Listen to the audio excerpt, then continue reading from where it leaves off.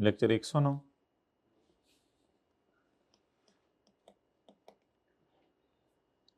Kabil Limited is in the process of finalizing its financial statement for the year ended 31 December 2019. Following information pertains to Kabil Limited's intangible assets. Bilal को बुलाएं। Intangible asset as at 31 December 2018 वाला as follows.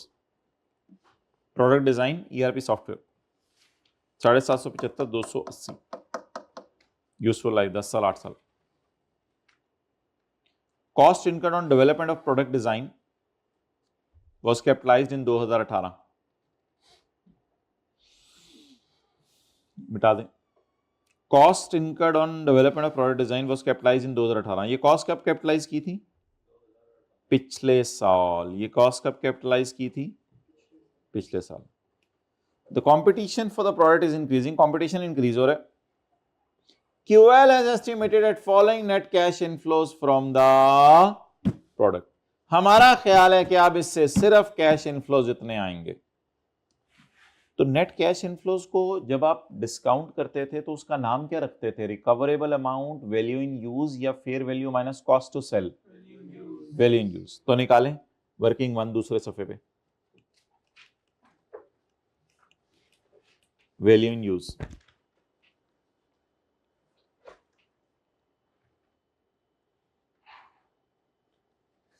Pre tax discount rate use करना होता है, post tax discount rate use करना? हाँ जी, pre tax. Pre tax discount rate कितना है? 12%।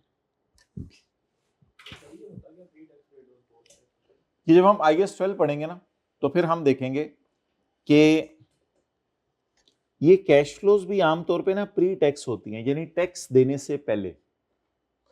तो फिर रेट भी टैक्स देने से पहले वाला यूज करते हैं। ये IAS 12 में हम पढ़ेंगे टैक्स क्या होता है। टैक्सेस उसका नाम है। वैल्यू इन यूज 190 इंटू, हमारा साल कौन सा है? 31/12/19। 31/12/20 में हमारे पास कितने पैसे आने हैं? 190। लेकिन हम ये ज्यूम करते होते थे 31/12/20 को आने हैं। हम खड़े किस दिन है? 31/12/19। 31/12/19 पे खड़े हैं। 31/12/19 पे खड़े होके 20 में पैसे आने हैं 190 इंटू 1.1 रेज टू पर minus 1.12 plus 100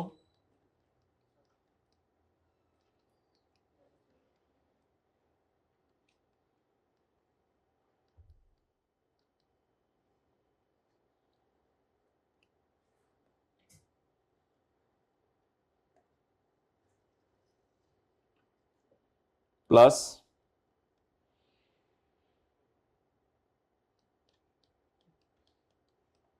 raise to power minus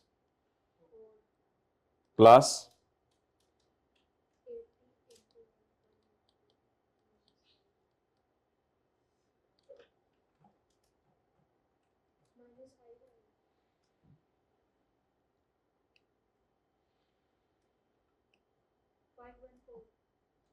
514।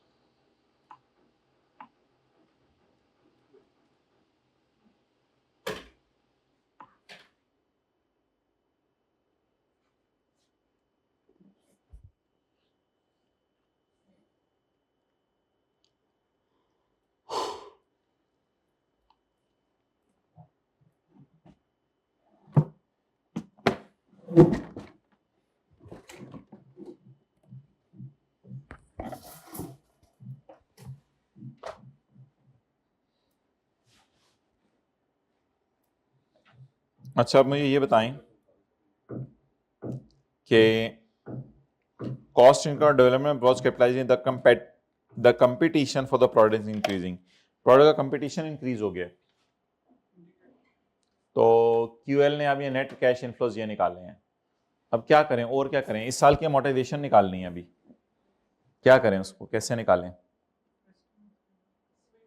Estimate change हो गया ना, असल में अब 2025 और ऑनवर्ड्स फायदा ही नहीं आना।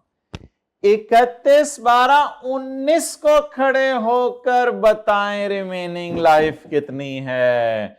31/12/19 को खड़े होकर बताएं रिमेनिंग लाइफ कितनी है। 5 साल। बट अभी हमारा साल हमारे हाथ में है, तो बेहतर है मुझे ये बता दें कि हमारे साल के स्टार्ट में, ये जरा डायग्राम ज्यादा अच्छी बनने लगी है, हमारे साल के स्टार्ट में क्या सिनेरियो है? हमारे साल के स्टार्ट में कॉस्ट कितनी आ रही है और अकामुलेटेड अमोर्टाइजेशन कितनी आ रही है? 31/12/18 को ये 750 आ रही है और ये 70, और भाई ये सिर्फ एक साल की डेप्शन है पिछले साल की, क्योंकि 10 पे था और उसने कहा पिछले साल मैंने प्रोजेक्ट किया पूरा। तो वही कॉन्सेप्ट। अब मुझे बताएं यहां पे खड़े होके लाइफ कितने साल है, यहां पे सवाल यहां पे खड़े होके बता रहा है, यहां पे खड़े होके लाइफ कितने साल रहेगी है? 5 years, क्योंकि कह रहे हैं इसके बाद फायदा नहीं आना। तो 20, 21, 22, 23, 24 यहां खड़े होके 5 है। लेकिन मैंने आपको कहा था अगर सवाल कह दे कि यहां खड़े होके लाइफ इतनी है, तो फिर इस बंदे को क्या ले आइएगा, पीछे लाके देखिएगा यहां खड़े होके लाइफ कितनी है। 6 years, यहां खड़े होकर लाइफ 6 years। अब मैं कॉस्ट को डिवाइड करूं 10 पे या बीवी को डिवाइड करूं 6 पे? और बीवी किस दिन की बीवी है? साल के पहले दिन की बीवी, साल के पहले दिन की। तो अब बीवी को खड़े होके डिवाइड करें किसके ऊपर? रिमेनिंग लाइफ के ऊपर।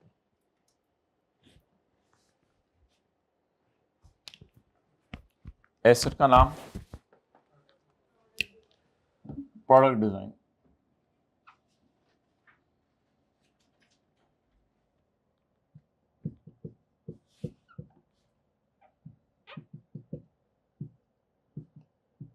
कम्युलेटेड अमोर्टाइजेशन।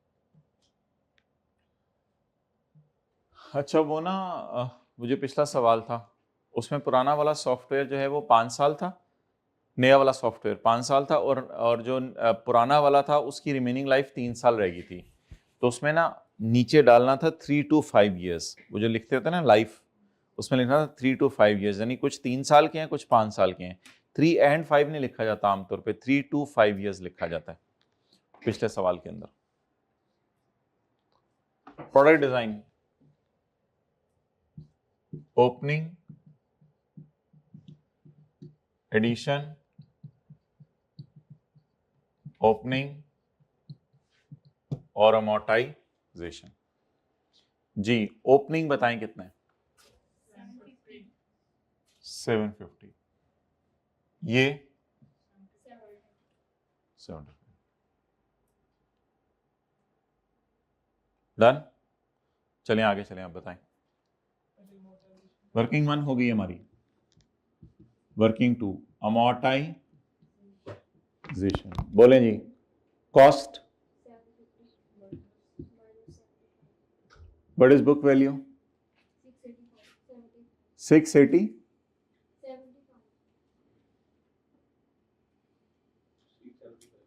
675 ने कितने साल फायदा देना था? 9 साल। 9 साल देना था, 1 साल गुजर चुका था ना, 9 साल फायदा देना था। लेकिन अब साल के एंड पे खड़े होके हमारे एसेट ने कितना फायदा देना है? 5। तो शुरू में खड़े होके 6 साल। 112.5। एंट्री बताएं। Amortisation expense debit. ये पिछले साल की अमोर्टाइजेशन 75 है क्योंकि 1 साल ही हुआ है अभी इस्तेमाल। हमारे साल की शूट अप क्यों कर गई? लाइफ कम हो गई। लेकिन मुझे बीवी ईयर एंड की चाहिए क्योंकि रिकवरेबल अमाउंट का डाटा ईयर एंड का है, तो I need BV at year and.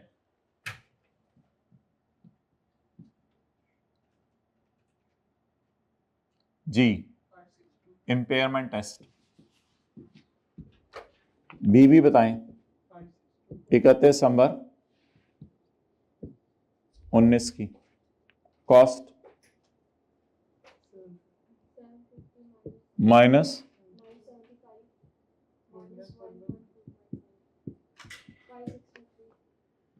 Point, इसको कंपेयर करें वैल्यू इन यूज से। वर्किंग वन लिख दीजिएगा पेपर में जी। इंपेयर तो हो गया वर्सेस 40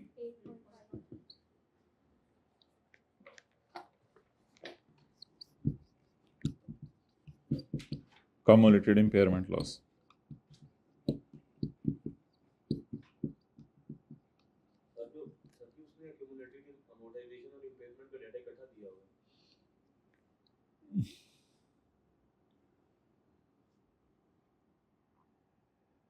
बज़ाहिर कोई इम्पेयरमेंट उसकी है ही नहीं एज सच।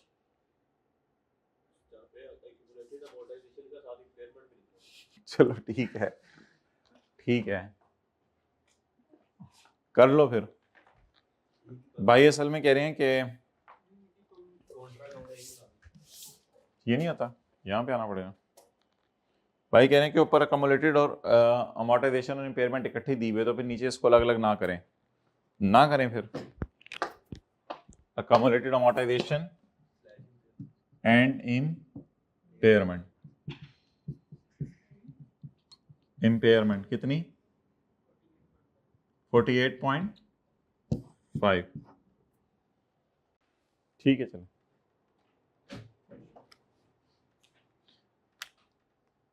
आगे चलें।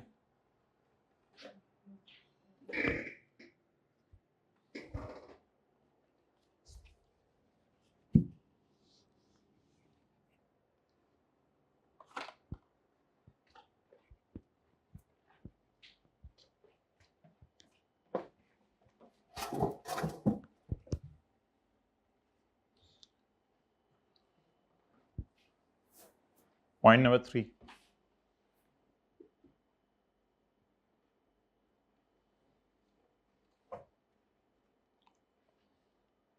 on Jacob units QL entered into an agreement to replace existing ERP software। existing ERP software में रिप्लेस करना है, उसका पुराना डेटा बता दें क्या है। एग्जिस्टिंग ERP सॉफ्टवेयर का पुराना डेटा क्या है?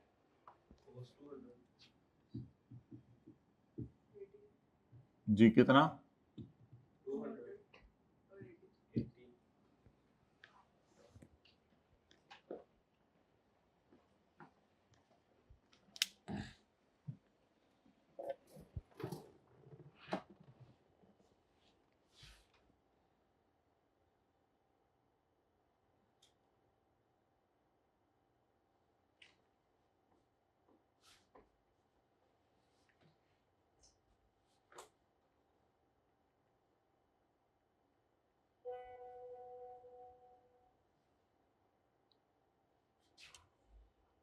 चलें आगे पढ़ लेना जल्दी। पॉइंट 3,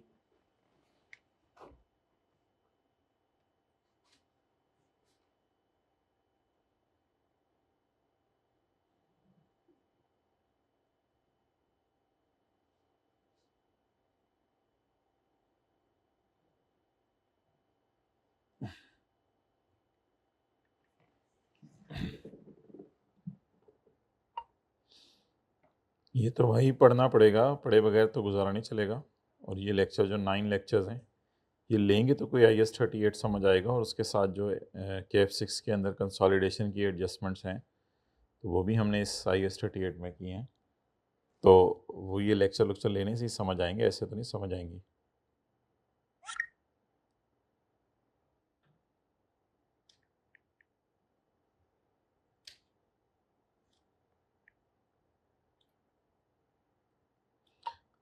अस्सलाम वालेकुम। अच्छा ये लेक्चर तो लेने ही पड़ेंगे, लिए बगैर तो गुजारा नहीं चलेगा। आज लेक्चर 9 भी अपलोड हो जाने साथ, तो ये 9 लेक्चर अब लेने ही हैं, तो फिर ही अगली क्लासेस के अंदर आना है। IAS 38 को और IAS 21 जितना हो गया उसको तो ख़त्म करें ना। IAS 38 को तो हमने आज MCQs भी कर लेने हैं। तो ये लकीली कोई ईद की छुट्टियाँ आ गई हैं 4, तो इनको खुद ही यूटिलाइज़ करना है। आगे तो दिन भी बड़े कम है, 15 दिन वैसे ही नहीं सेशन के अंदर। शायद कि इस मैसेज को सुनने के बाद कुछ लोग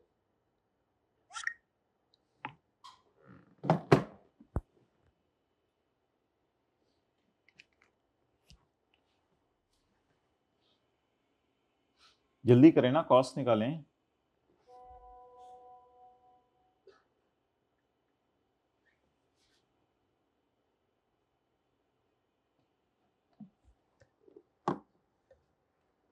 On January 2019, QL entered into an agreement to replace existing ERP software with a new ERP software at a cost of rupees 360 million.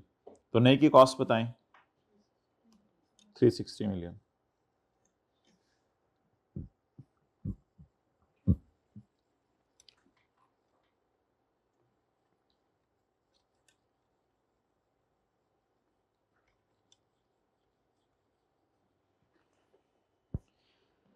According to the agreement, 40% payment was made on signing of the contract.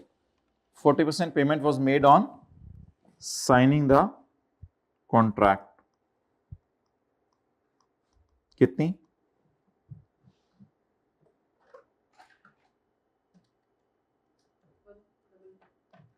$1,444. While the remaining will be paid on 31 मई, paid on यकम जनवरी, अभी सबर कीजिएगा, and paid on, बोलें 31 मई। 360 into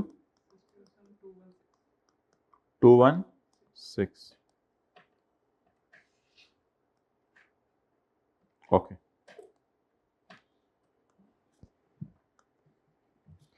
the entire cost 360. The entire cost was financed through running finance from Honehar Bank Limited.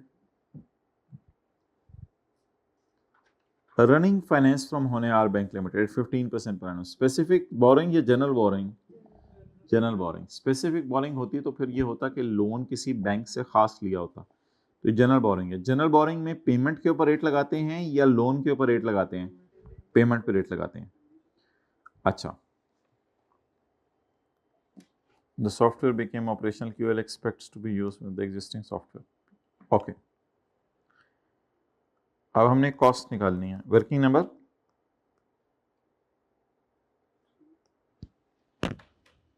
कौन सी working number है? और उत्थे वे के दसो अगली केड़ी वर्किंग है? वर्किंग 4। कॉस्ट, कॉस्ट में आएगी पर चेज प्राइस कितनी? 3, 1 मिनट।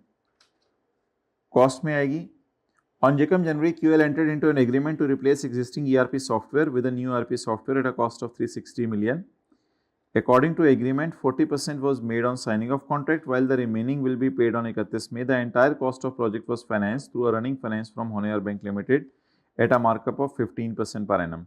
भाई का सवाल ये है कि हमने अगर ये परचेज कर रहे हैं तो परचेज करने के बाद ERP सॉफ्टवेयर अगले को इंस्टॉल करने में सफिशिएंट पीरियड ऑफ टाइम लगता है, इसलिए इसको क्वालिफाइंग एसेट कहते हैं।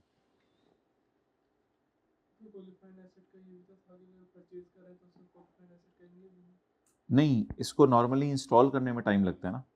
On January, QL entered into an agreement to replace the existing ERP software to new ERP software. This replacement is not easy. This replacement takes time. So that's why ये अपने काबिल इस्तेमाल हालत में लाने के लिए सफिशिएंट टाइम ले लेता है, ये वजह है। ये कोई चीज़ इस तरह नहीं है ना कि असल में जो चीज़ परचेज करके इंस्टॉल कर दो ना वो तो ठीक है, जो चीज़ परचेज करके इंस्टॉल करने में टाइम लगे उससे भी क्वालिफाइंग एसेट कहेंगे। वो ये था कि परचेज चीज़ें क्वालिफाइंग, आई एग्री, वो परचेज करके इस्तेमाल के काबिल आ जाती थी, लेकिन जो परचेज करके इस्तेमाल के काबिल लाने में टाइम लगे। अब मुझे बताओ, जनवरी को एंटर हुआ मैंने agreement to replace a software with a new software, और सॉफ्टवेयर ऑपरेशनल कब हुआ है? The software became operational on November 19। अब उससे ऑपरेशनल होते होते नवंबर लग गई। तो इसमें ना एक वैसे जनरल नॉलेज भी होना जरूरी है कि ERP software takes time for installation. Okay, purchase price और परचेज प्राइस डालेंगे और बोरोइंग कॉस्ट डालेंगे। बोरोइंग कॉस्ट को भी कैपिटलाइज करेंगे। बोरोइंग कॉस्ट में दो चीजें, ये पेमेंट आ गई, पेमेंट पे रेट लगवाएं 15%, पेमेंट निकली हुई है। अच्छा, पेमेंट पे कितना अरसा रेट लगाते हैं? जितना अरसा जब पेमेंट हो तब से लेके जब तक बन जाए। तो पेमेंट पहली वाली कब हुई? 1 जनवरी को, तो बनने तक कितना अरसा लगा? 10 महीने। जिस दिन ऑपरेशनल हुआ इंटू 10/12 और 31 मई को अगली पेमेंट हुई। जून, जुलाई, अगस्त, सितंबर, अक्टूबर, जी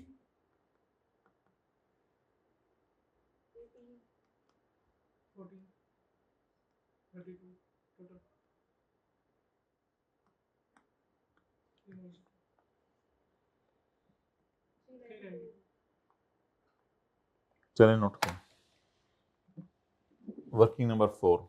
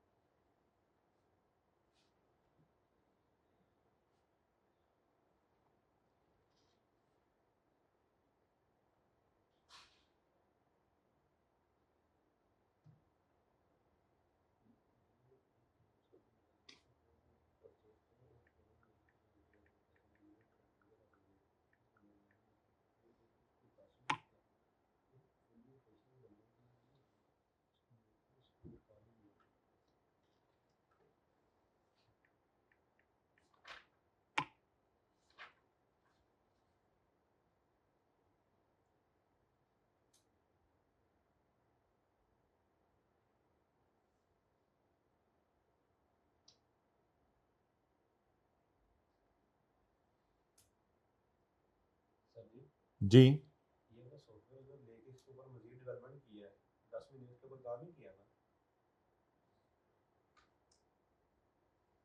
तो उसका खर्चा किधर है? नहीं, उन्होंने लाके इंस्टॉल करके दिए हमारे प्रेमिसेस में, उस पूरे का 360 उनको पे किया, हमने खुद नहीं किया, जिनसे खरीदा है।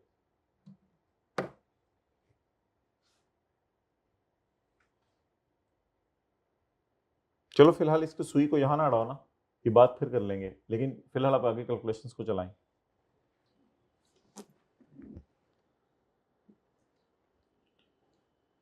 Next,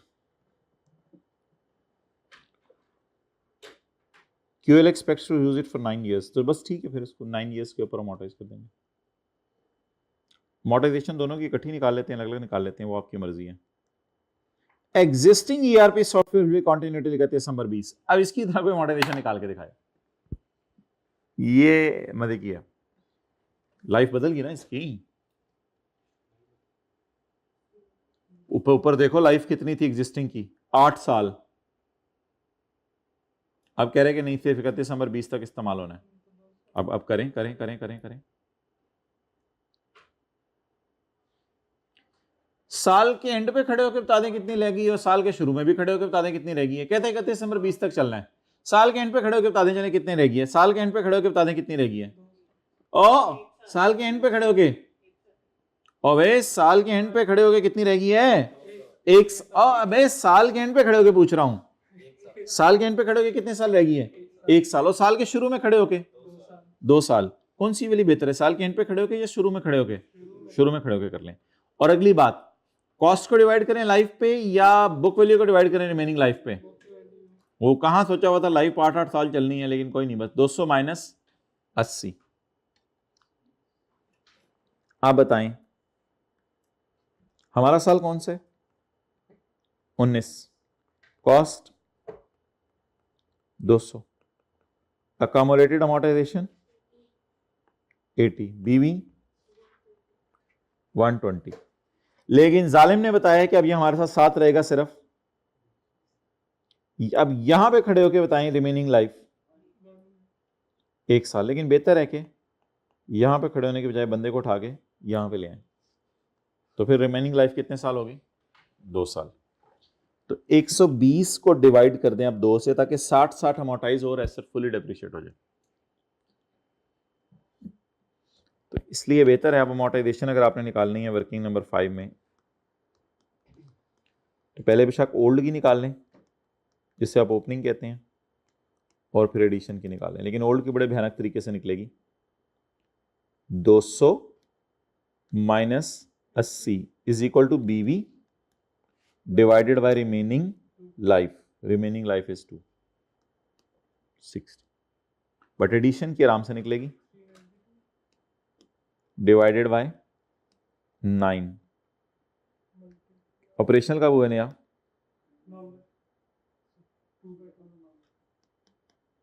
into 2/12 7.25। तो चलें ठीक है, जाने दें 767।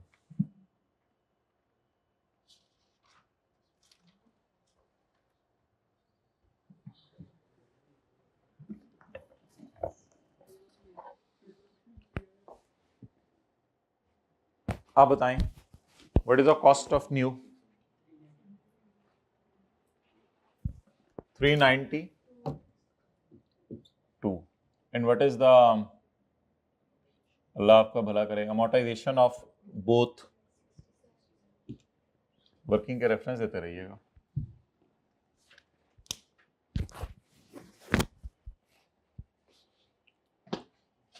कल आप दोनों ने छुट्टी की थी या इन्होंने छुट्टी की थी? बारिश हो रही थी, दुआ क्या पड़ी थी बारिश होते थे? अल्लाहुम्मा सय्यिबन नाफ़िया। अच्छा जी,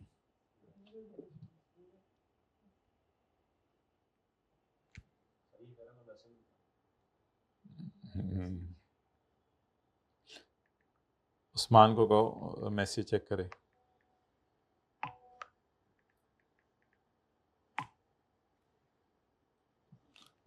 वो सॉरी समी को मैसेज चेक करे, बिलाल को समी को कॉल करे। आगे बढ़ें जी।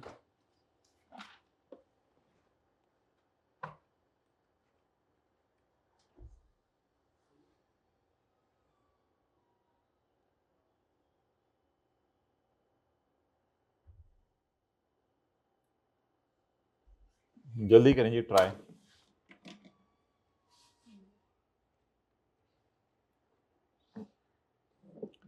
ये कभी पढ़ा है आप लोगों ने ये कॉन्सेप्ट सिग्निफिकेंट फाइनेंसिंग कंपोनेंट? अच्छा, मुझे ये बताएं कि अगर आपने किसी चीज के पैसे 1-2 साल बाद देने हैं या 2-3 साल बाद देने हैं, तो फिर उस एसेट को आज किसके ऊपर रिकॉर्ड करें? जो उसकी प्रेजेंट वैल्यू है उन पैसों की, या उस एसेट को रिकॉर्ड करें जो आपने पेमेंट करनी है? मैं मिसाल देता हूं, आपने एक प्लांट खरीदा है,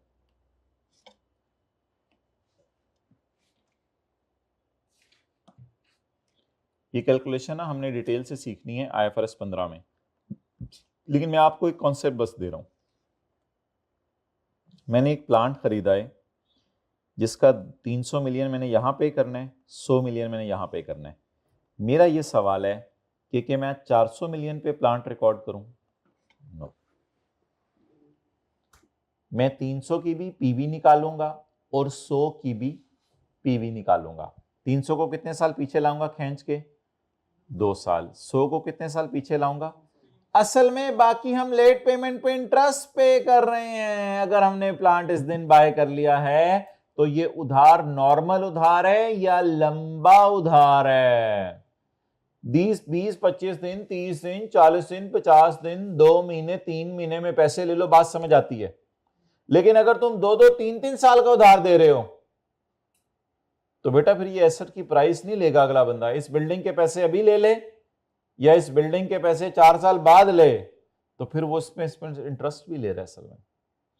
इसलिए जब कभी पेमेंट हो बियॉन्ड 1 ईयर, पेमेंट लेट हो, तो फिर बेहतर है कि पेमेंट पे रिकॉर्ड ना करें एसेट को, बल्कि पेमेंट की पीवी पे रिकॉर्ड करें।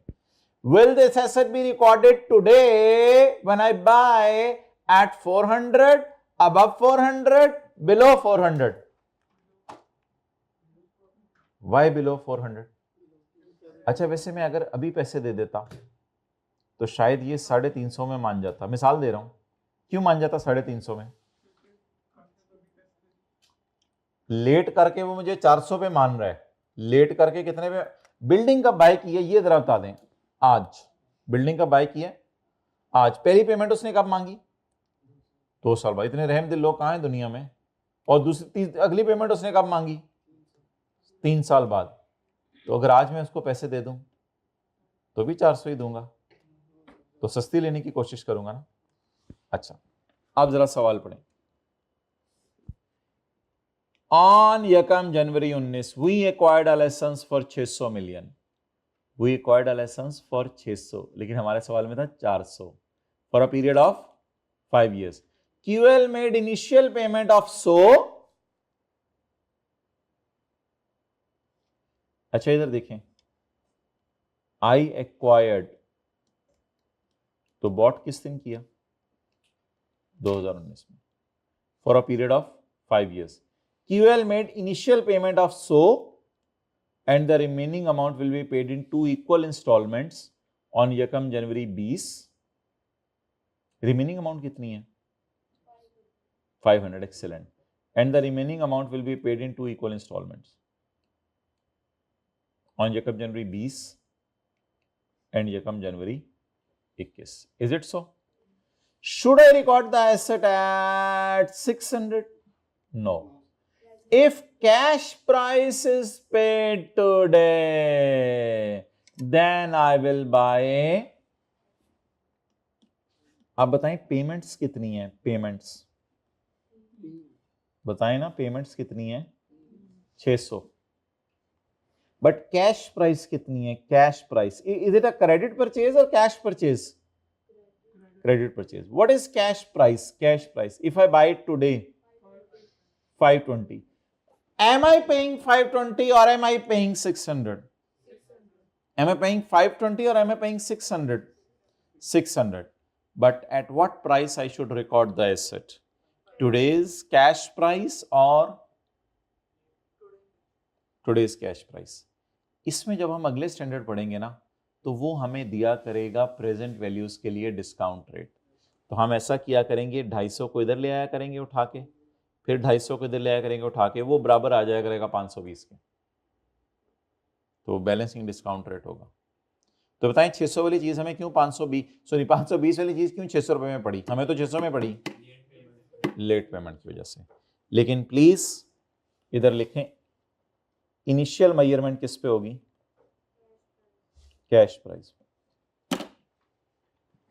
ये आसान सवाल था, इसने कैश प्राइस निकाल के दे दी। पेपर में जो सवाल आया करेगा अक्सर उसमें डिस्काउंट रेट अब दिए होते हैं।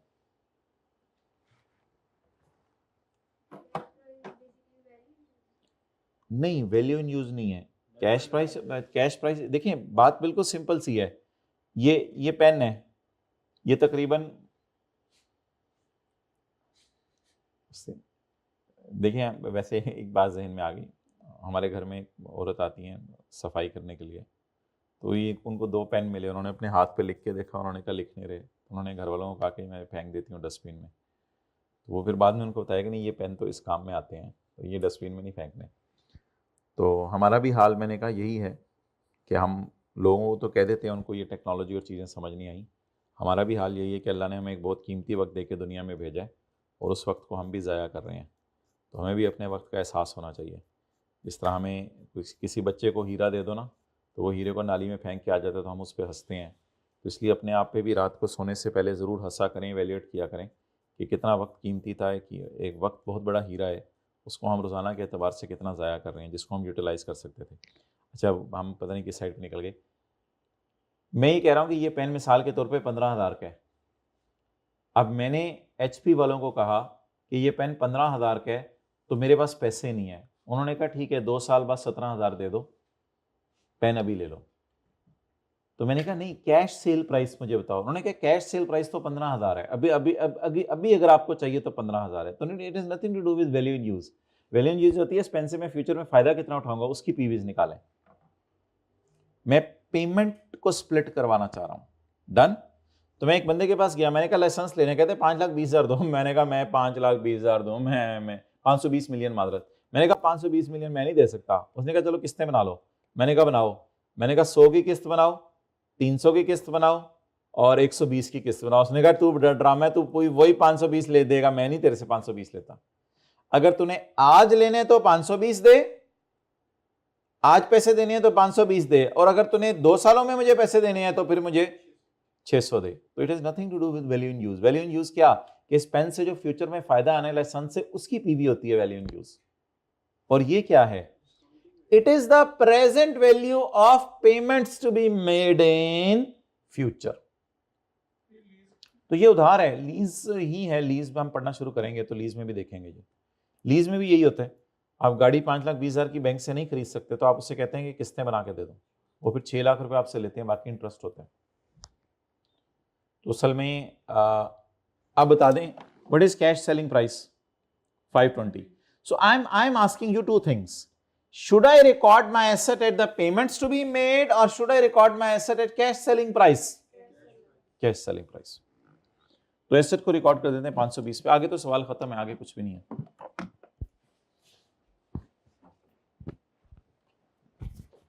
एसेट का नाम लाइसेंस, 600 और 520।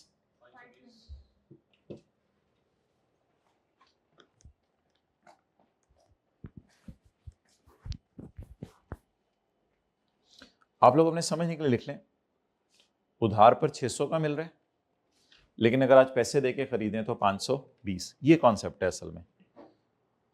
उधर ही रखो कैमरा। उधार पे 600 का मिल रहा है, लेकिन अगर पैसे देके खरीदें तो 520।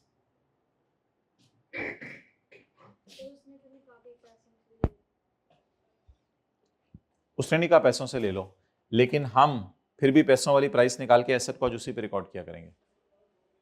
अच्छा, इसका भयानक नतीजा ये होता है, अगर आप 600 पे रिकॉर्ड करते तो वो इंटरेस्ट भी एसेट की कॉस्ट में चला जाता।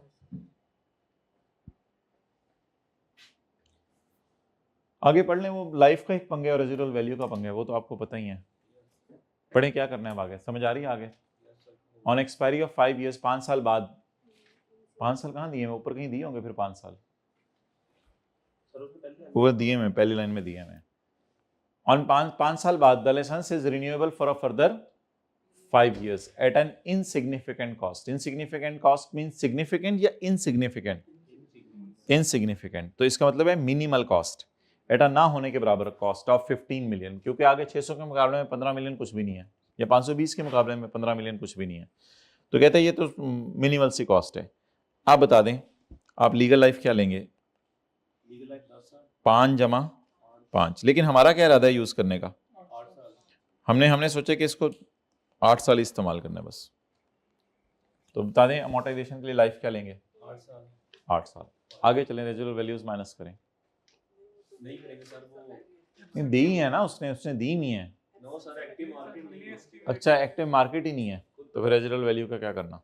रेजिडुअल वैल्यू इग्नोर करें जी। बताएं, 500 डिवाइडेड बाय, नहीं वो नहीं है, कोई साल के पहले दिन है। अच्छा, फिर कितना आ गया? 65। बस, बाकी तो आप खुद ही पूरा कर लेंगे इसको।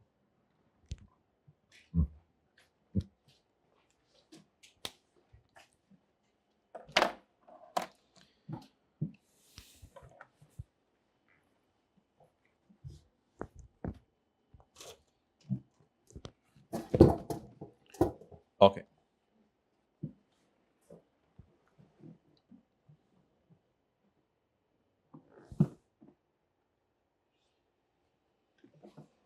चलिए जी डिस्कस करें पॉइंट 4 को इंग्लिश में, कोई हाथ खड़ा करके।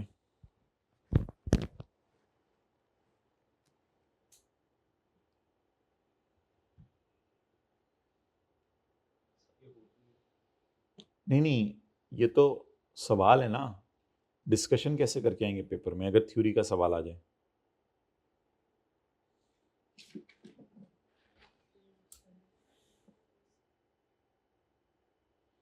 तो लिखना शुरू करें। Though the payment to be made for licence is 600 million. भाई इसी सवाल में आ सकता था ना नीचे कि प्लीज एक्सप्लेन दीज, ये जरूरी तो नहीं न्यूमेरिकली आए। Though the payment to be made is 600 million but the license will initially be recognized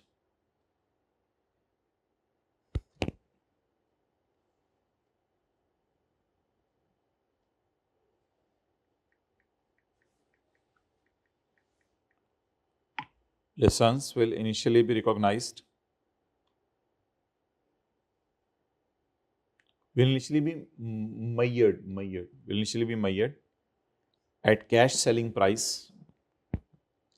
that is rupees 520 million.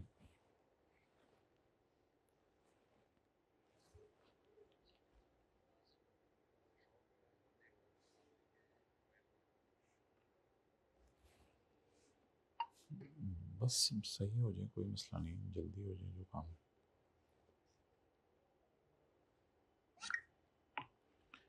Okay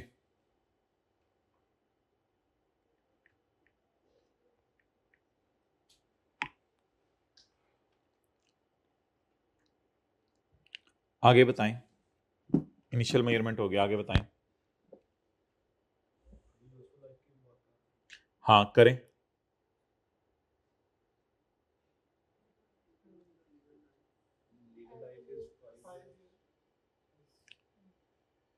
the original legal life is 5 years, but renewal लिखें। The original legal life is 5 years but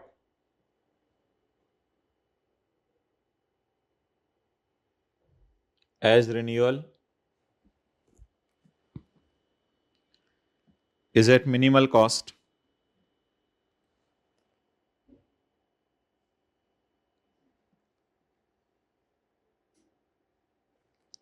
but renewal is at minimal cost, so legal life will be taken as 10 years.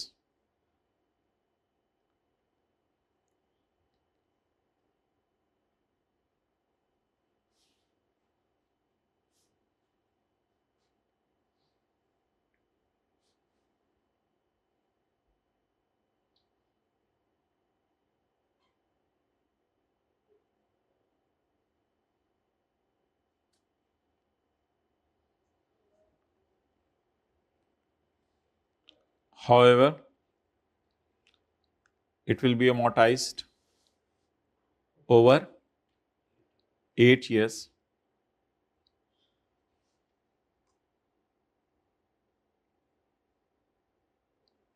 because बोले ना,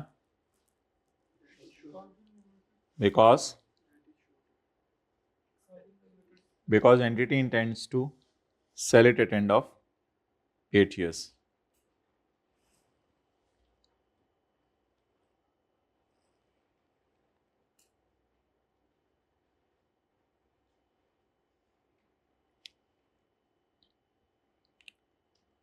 So an amortization of rupees जितने will be charged वो लिखाइएगा in P&L. Further, residual value will not be considered. Further, residual value will not be considered because there is no active market for this license.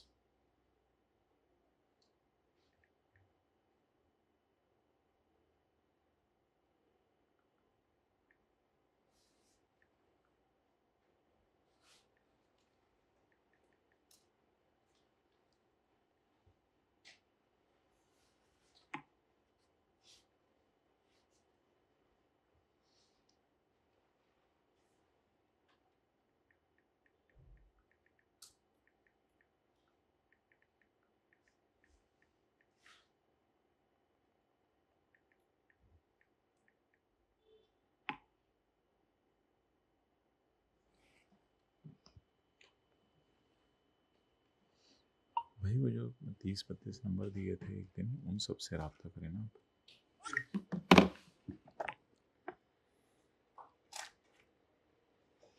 Okay जी जी। अगर किसी asset की commitment हुई है third party की तरफ से किसी वैल्यू में, हम उसको हर साल डेप्रिशिएट करते वक्त उसको रखते हैं रेजिडुअल वैल्यू को, लेकिन अगर जब वो उसको डिस्पोज करने का वक्त आया तो अगर वो कमिटमेंट वाला बंदा ही भाग गया तो क्या करें? तो फिर उसको ख़त्म कर देना, रेजिडुअल वैल्यू को लेना ऑनवर्ड्स। अच्छा, मोहतरम तशरीफ़ लाएं पेज नंबर 1028 पे।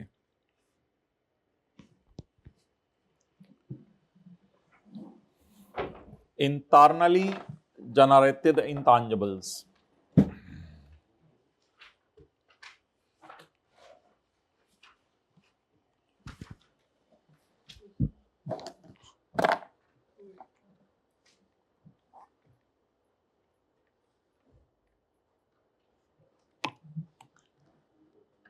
An internally generated intangible asset is created by a company through its own efforts. It is sometimes difficult to assess whether internally generated intangible qualifies for recording because of problems such as it is not identifiable, its cost cannot be measured reliably. To assess whether an internally generated intangible asset meet the criteria for recording, an entity classifies the generation into two phases: research phase and development phase. अच्छा, आज ही बड़ी important discussion हमने करनी है, that is on next page, कि क्या क्या चीजें इंटरनली जनरेटेड इंटेंजिबल एसेट की कॉस्ट में ऐड होती हैं और क्या क्या चीजें इंटरनली जनरेटेड इंटेंजिबल एसेट की कॉस्ट में ऐड नहीं होती।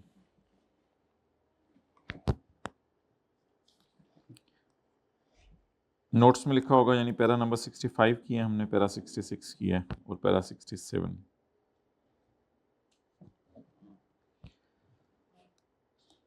The cost of an internally generated intangible asset is the sum of expenditure incurred from the date when the intangible first meets the recording criteria. जिसमें 6 criteria पूरे होंगे। Cost of internally generated intangible comprises all directly attributable costs necessary to create, produce or prepare the asset to be capable of operating in the manner intangible. Examples are cost of materials and services. Labs हैं इनमें लाएं। Cost of material and services used or consumed in generating the intangible. Cost of employee benefits होती हैं salaries. Cost of salaries arising from generation of intangible assets. Fees to register the legal right, अपने नाम लगवाना. And amortization of patents and licenses that are used to generate the intangible. और कोई और चीज किसी और चीज के बनाने में इस्तेमाल करना, इसकी amortization. और सिमिलरली आपको पता है हम डेप्रिसिएशन ऑफ प्लस में कह रहा हूं, तो स्टैंडर्ड में लिखा हुआ ना plus depreciation of lab equipment वगैरह, इसको भी तो हम कैपिटलाइज करते हैं।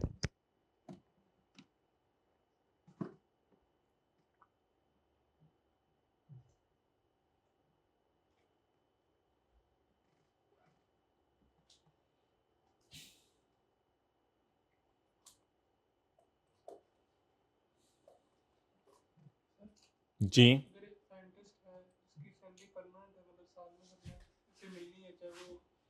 बस वो उस फेज के अंदर जो होगी उसको कैपिटलाइज कर देंगे, बाकी the following are not components of the cost of internally generated intangible asset.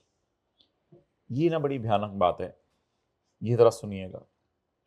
Selling admin and general overheads internally generated में आपने एसेट की कॉस्ट का पार्ट नहीं बनाने, लेकिन अगर सवाल में ये लाइन आ जाए ये डायरेक्टली एट्रीब्यूटेबल है फिर बनाने हैं, ये जरा याद रखिएगा, ये बड़ी एक भयानक बात है।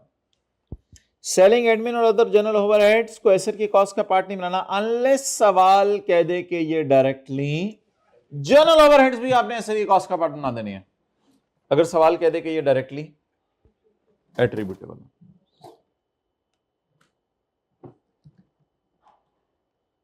Identified inefficiencies and initial operating losses. Inefficiencies means intangible उस तरह नहीं चल सका या शुरू वाले सालों में बिजनेस को लॉस है इंटेंजिबल की वजह से, तो कोई मसला नहीं, इसको तो एसेट की कॉस्ट का पार्ट नहीं बनाएंगे, बल्कि जो लॉसेज आते हैं वो लॉसेज जो है वो कहां चले जाते हैं, P&L के अंदर, वो ऑटोमेटिकली P&L में लॉसेज रिकॉर्ड हो रहे होते हैं। Incurred before the asset achieves the plan performance. असल में एसेट को प्लान परफॉर्मेंस पे आते आते टाइम लगता है। आप फॉर्मूले से आपने सोचा था ये भी बनाएंगे ये भी बनाएंगे, वो 1-2 साल तो बेचारा वो चलता ही रहा अपने, तो कोई नहीं, उस खर्चे को एक्सपेंस में डालते रहे।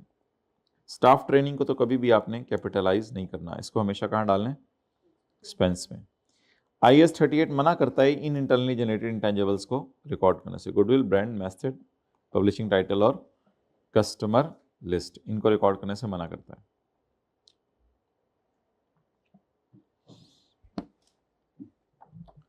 अच्छा, ये अब बड़ा इंपॉर्टेंट पैरा था कि इंटरनली जनरेटेड इंटेंजिबल की कॉस्ट कंपोनेंट्स क्या हैं।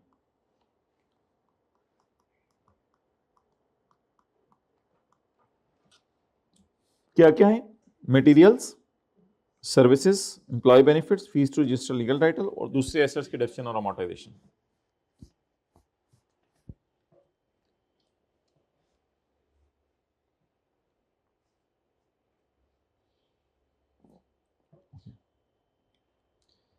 Expenditure incurred on internally generated brands, messages, publishing title, customer list, and similar items cannot be distinguished from the cost of developing business overall. Customer list के लिए तो कोई cost नहीं होती ना। कस्टमर लिस्ट तो ऑटोमेटिकली जब ऑर्डर आता है आपका होम डिलीवरी के लिए तो वो कस्टमर लिस्ट बनती जाती है, तो ओवरऑल बिजनेस की कॉस्ट से अलग नहीं हो सकती। Therefore such items are not recorded as an intangible. लेकिन अगर ये परचेज करेंगे तो इंटेंजिबल है। Internally generated goodwill is also not recorded as an asset because it is not an identifiable resource. असल में ना ये सेपरेबल नहीं है, ऑर्गेनाइजेशन से जुदा नहीं हो सकती। हमारा कॉलेज अपनी गुडविल नहीं बेच सकता, कॉलेज पूरा बेचना पड़ेगा उसके लिए। कुछ चीजें होती हैं सेपरेबल, कुछ चीजें होती हैं नॉट सेपरेबल। आपकी जो ग्लासेस हैं, सन ग्लासेस लगाए हुए आपने, वो सेपरेबल हैं, लेकिन आपका नोज सेपरेबल नहीं है। तो बिजनेस के अंदर सॉफ्टवेयर सेपरेबल हैं, लाइसेंस एक लीगल राइट है, लेकिन जो गुडविल है वो सेपरेबल नहीं है बिजनेस से जुदा नहीं हो सकती। बिजनेस तोड़ के गुडविल नहीं बेच सकती कि बिजनेस हमारा इधर ही है, गुडविल हमारी ले जाओ। क्योंकि जब आप परचेज करेंगे तो फिर तो, हाँ, फ्रेंचाइज अलग चीज है, फ्रेंचाइज अलग चीज है। ये गुडविल और फ्रेंचाइज में और ब्रांड में क्या फर्क है? फ्रेंचाइज और ब्रांड बिजनेस का एक हिस्सा होता है, एक नाम होता है, और गुडविल ये होती है कि पूरे बिजनेस की जो गुडविल है, यानी पूरी सैमसंग आप बेच दें किसी को, ये गुडविल है। हाँ, सैमसंग का नाम देके किसी को रेडियो बनाने की इजाजत दे दें, सैमसंग का नाम देके किसी को कोई और चीज बनाने की इजाजत दे दें, उसको आप ब्रांड कहोगे। और अगर पूरा सैमसंग का बिजनेस बेच दें उसे गुडविल कहेंगे।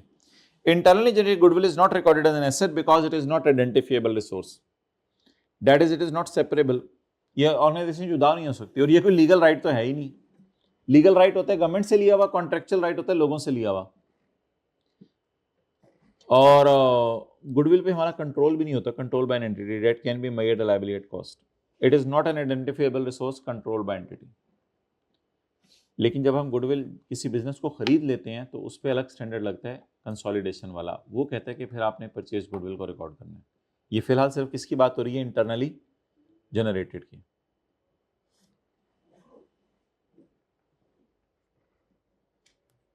काट दें।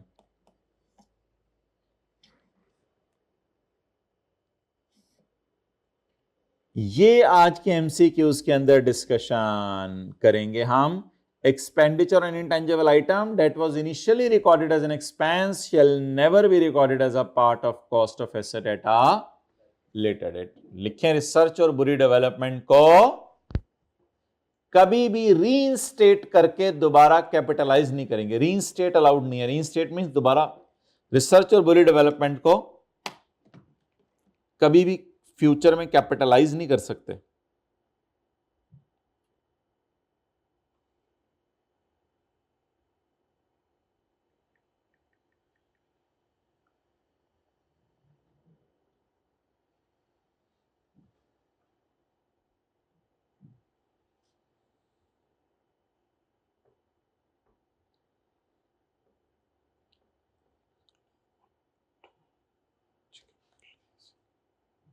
नहीं, ये मुझे समझ नहीं है, जरा दोबारा लिखें।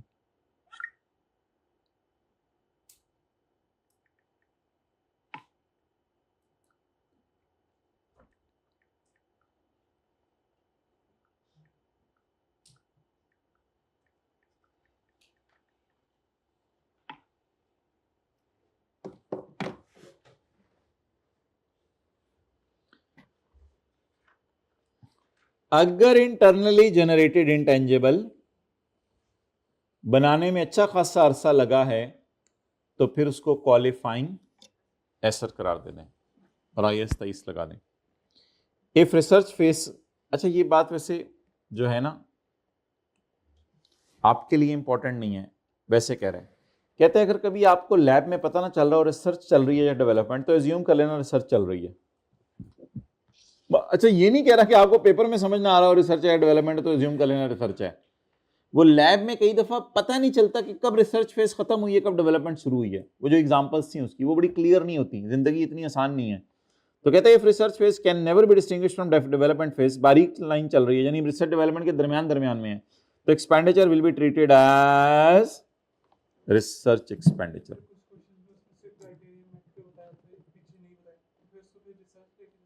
नहीं, वो प्रैक्टिकली बात करें, कहते हैं कि अगर कभी दफ्तरों में पता ना चल रहा हो कि डेवलपमेंट के बारे में हमारा असूल क्या है, डेवलपमेंट के बारे में कुछ नहीं लिखा होगा, तो डेवलपमेंट हमेशा अच्छी वाली चल रही है। ये लाइन इसलिए बच्चों को पढ़ाई नहीं जाती, ये बस ऐसी लाइन है। कहते हैं अगर जिंदगी में कभी आपको रिसर्च और डेवलपमेंट फेज की एग्जांपल्स जो पढ़ी थी उनमें समझ ना आ रहा हो फैक्ट्री में देखते हुए कि क्या चल रहा है, तो समझ लेना अभी क्या चल रहा है, रिसर्च चल रही है। और in process research and development को तो आपको पता है, a buyer recorded an asset separately from goodwill and in process research development, इसको काट दें सेपरेटली फ्रॉम गुडविल। अब an acquirer record an asset and in process research and if the project meets the definition of intangible, and acquirees in process जिसकी खरीदी है meets the definition of intangible when it meets the definition of asset and it is identifiable। अच्छा ये ना asset की शनाख्त भी होनी है, वो भी अभी हम पढ़ते हैं। एसेट की शनाख्त दो तरीके से होती है स्टैंडर्ड में। एसेट इंटेंजिबल की शनाख्त दो तरीके से होती है, या इंटेंजिबल हमारी ऑर्गेनाइजेशन से जुदा हो सकता है या जुदा नहीं हो सकता, तो लीगल या कॉन्ट्रेक्चुअल राइट है। लीगल या कॉन्ट्रेक्चुअल राइट आमतौर पे ऑर्गेनाइजेशन से जुदा क्यों नहीं हो सकते? क्योंकि उनके बेचने पे आमतौर पे लगी होती है रिस्ट्रिक्शन, इसलिए वो ऑर्गेनाइजेशन से आमतौर पे जुदा नहीं हो सकते।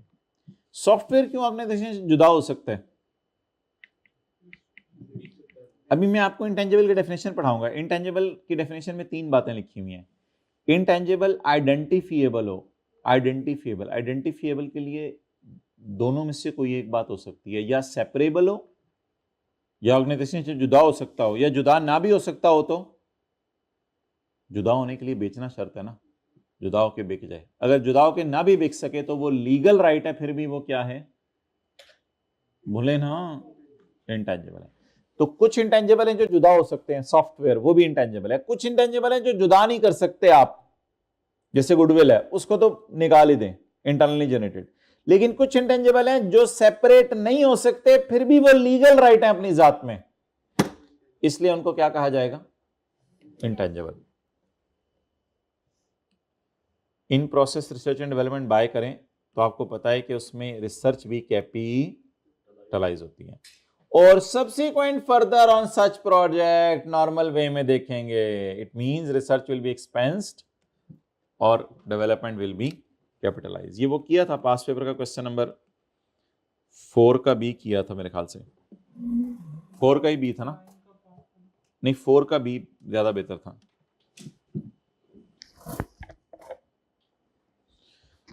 अच्छा जी, ये चंद बातें हैं पढ़ें आज, फिर जरा खत्म करते हैं बात। बस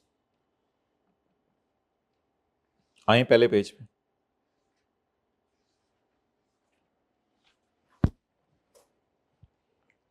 एसेट एक रिसोर्स होती है जिसको एंटिटी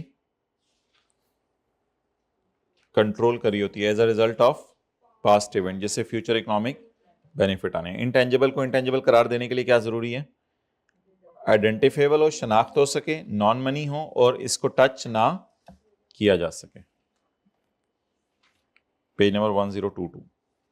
कैरिंग अमाउंट आपको पता है क्या होती है, कॉस्ट की डेफिनेशन कोई पढ़ने की जरूरत नहीं, छोड़ें। डेप्रिशिएबल अमाउंट की भी कोई जरूरत नहीं, एंटिटी स्पेसिफिक वैल्यू की भी कोई जरूरत नहीं, फेयर वैल्यू की भी कोई जरूरत नहीं, इम्पेयरमेंट लॉस की भी कोई जरूरत नहीं, amortisation, it is a systematic allocation of depreciable amount over it's useful life. Residual value is the estimated amount at an entity, छोड़े परे। यूजफुल लाइफ ये होती है कि कितना अरसा आपने इस्तेमाल करने हैं या कितने यूनिट्स आपने प्रोड्यूस करने हैं। Control, control means that a company has a power to obtain the future economic benefits। वो बाद में लिख लेना, इसे देख के कौन कौन से टिक कराइए, फिलहाल टिक करते रहो। तो हमने एसेट पढ़ा है, इंटेंजिबल पढ़ा है, कैरिंग अमाउंट पढ़ा है, बस अमोर्टाइजेशन पढ़ा है और useful life. Control means that a company has power to obtain future economic benefits flowing from the underlying resource and also restrict the access of others. Control ये होता है कि आप दूसरों को इस्तेमाल करने से चीज रोक दें। Control would usually arise where there are legal rights, for example legal rights over use of patents or copyrights। However, legal enforceability is not necessary condition of control। बताएं, legal enforceability is not necessary condition of control। कई ऐसी चीजें होती हैं जो legally हम अपने नाम नहीं लगवाते लेकिन फिर भी वो हम इस्तेमाल कर रहे होते हैं। सॉफ्टवेयर है, फॉर्मूला है, वो लीगली कहीं जाके गवर्नमेंट को हमने अपने नाम नहीं लगवाया। तो लीगल एनफोर्सेबिलिटी जरूरी नहीं है कंट्रोल के लिए। कंट्रोल के लिए ये चीज काफी है कि ये चीज मेरे पास है तो ये मेरी है। ओके, स्टाफ ट्रेनिंग को आमतौर पे क्या किया जाता है? एक्सपेंस। और कस्टमर लिस्ट अगर खुद बनाई जाए उसको भी क्या किया जाता है? Expense. Future benefits, future economic benefits flowing from intangible में include revenue from the sale और कॉस्ट सेविंग। ये 2-3 एमसीक्यूज में आज हम पढ़ेंगे कि फ्यूचर इकोनॉमिक बेनिफिट इंटेंजिबल से 2 तरीके से आएंगे, या तो हम सेल करेंगे फ्यूचर में उनसे चीजें, या उससे क्या होंगी? Cost saving.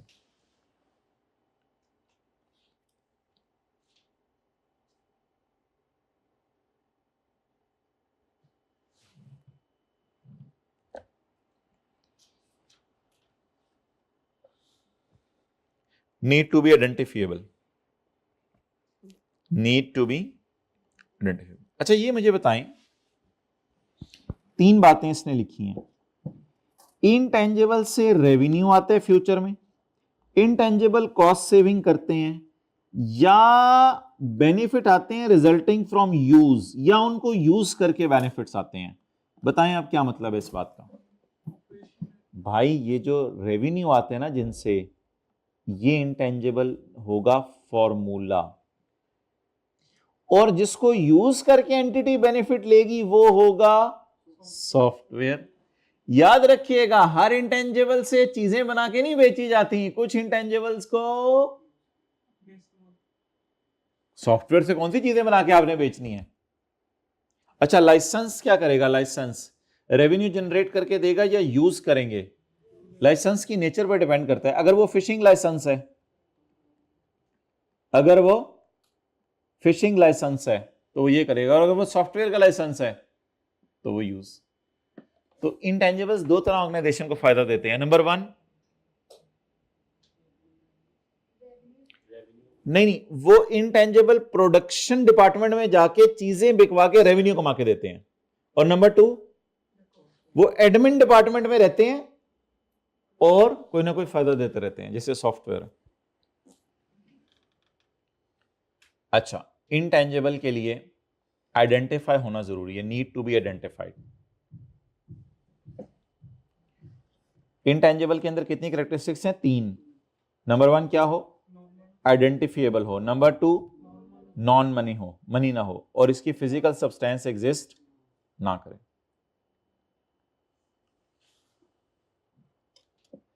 आइडेंटिफिएबल 2 तरीके से होता है, या सेपरेबल हो या कॉन्ट्रेक्चुअल और अदर लीगल राइट हो।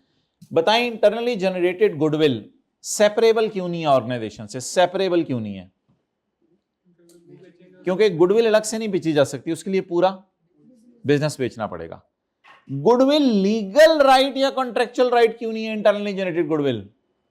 क्योंकि गुडविल को लीगल राइट तो नहीं है कि आप लीगली क्लेम करें मेरी गुडविल लेके भाग गया, इस तरह की तो चीज नहीं है। अच्छा, अब मुझे आप सेपरेबल की एग्जांपल्स दें। Separable means it can be divided from the company and sold, transferred, license, rented out और एक्सचेंज।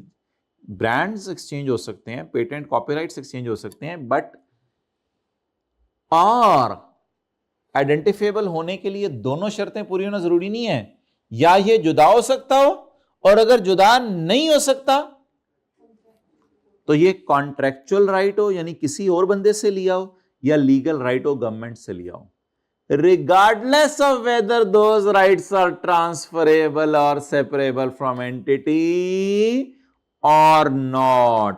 ये जरा फिक्रा आपको पढ़ना आसान होगा. Regardless of whether those rights are transferable or separable from the entity or not, from other rights and obligations. छोड़े परे. From those rights are transferable or separable from entity or not. चाहे वो ट्रांसफर हो ना हो इससे कोई फर्क नहीं पड़ता. चाहे वो ट्रांसफर हो ना हो इससे कोई फर्क नहीं पड़ता.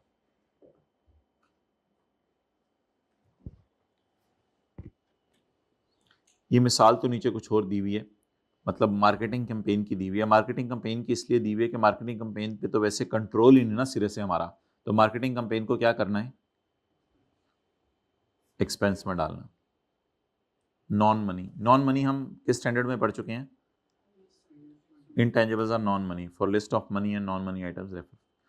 और इंटेंजिबल की 3 कैरेक्टरिस्टिक्स है. Number 1 identifiable, number 2 non money, and number 3 without physical substance. Intangibles have no physical substance, so non-physical form increases the difficulty of identifying the asset.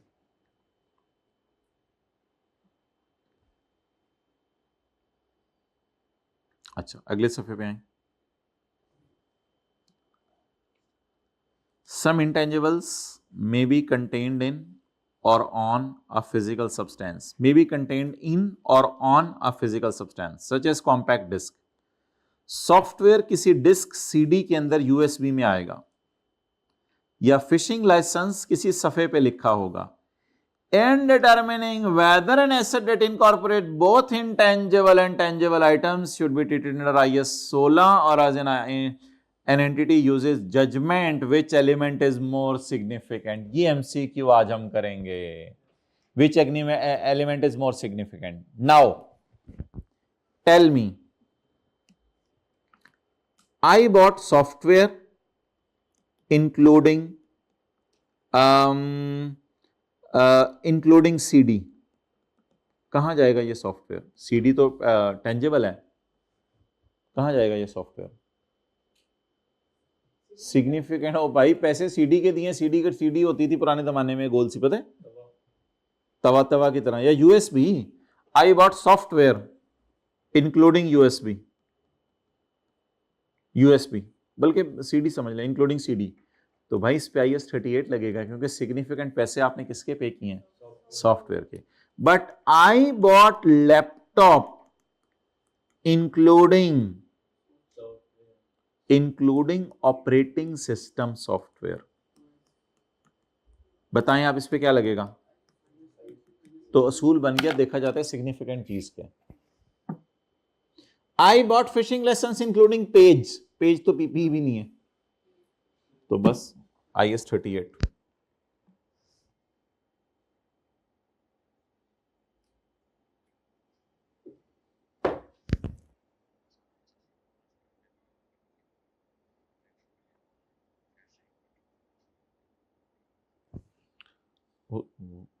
तो मैंने उसको कह दिया हुआ है, कॉल करें उसे. Okay. Computer software for a computer controlled machine.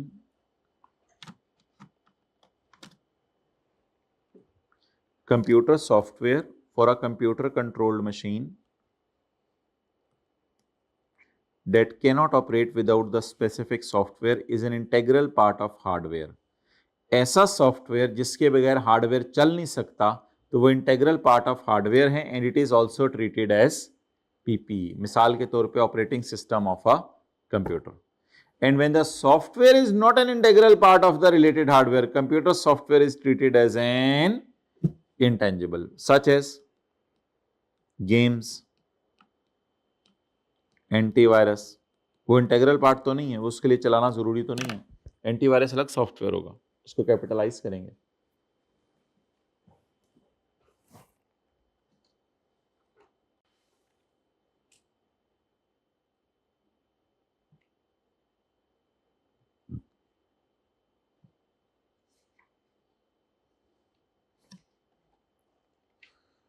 बस ये पढ़ लें, फिर ज़्यादा बोरिंग हो जाएगा काम, बस छोड़ें।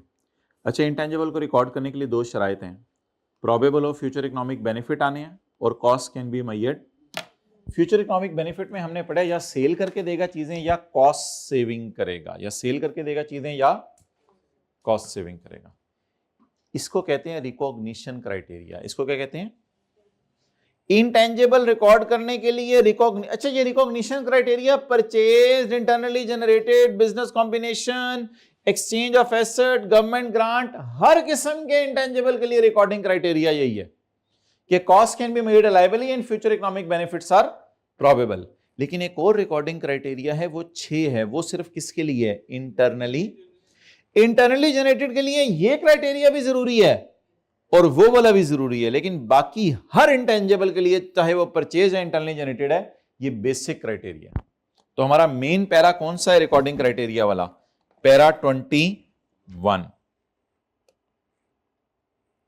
अच्छा जी, an entity shall assess the probability of future benefits using reasonable and supportable assumptions. Leave it. Intangible must be measured at cost when first recognized. पहली दफा जिंदगी में कब रिकॉर्ड करना है? A company might obtain control of intangible number of ways: purchase, acquired in exchange, given to company by way of government grant, acquired in business combination internally. अच्छा भाई, ये अब आप खुद ही पढ़ाइएगा, परचेज सेपरेटली। ये IS 16 है, परचेज सेपरेटली। तो इसकी भी डिस्कशन फिर कर लेंगे किसी दिन। चलें, खत्म करें, जान छोड़ें। अब आप जो है वो कुछ छोटे छोटे पास पेपर निकाल लें, इनको साथ ही खत्म कर दें। अच्छा, मुझे बताएं, जो थ्योरी का सवाल आया करेगा उसके ऊपर डिस्कशन कैसे कैसे होगी? इनिशियल रिकॉग्निशन के ऊपर क्या डिस्कशन होगी? इनिशियल रिकॉग्निशन के ऊपर क्या डिस्कशन होगी? एक तो ये डिस्कशन भी हो सकती है ना कि जब आप बाय या प्रोड्यूस करें तो क्या डिस्कशन होगी, और ईयर एंड पे क्या डिस्कशन होगी? जब बाय या प्रोड्यूस करें तो क्या डिस्कशन होगी? Recording criteria. Recording criteria, economic benefits are probable and cost can be measured reliably. Recording criteria के बाद एक डिस्कशन होगी इससे पहले कि क्या ये इंटेंजिबल भी है या नहीं।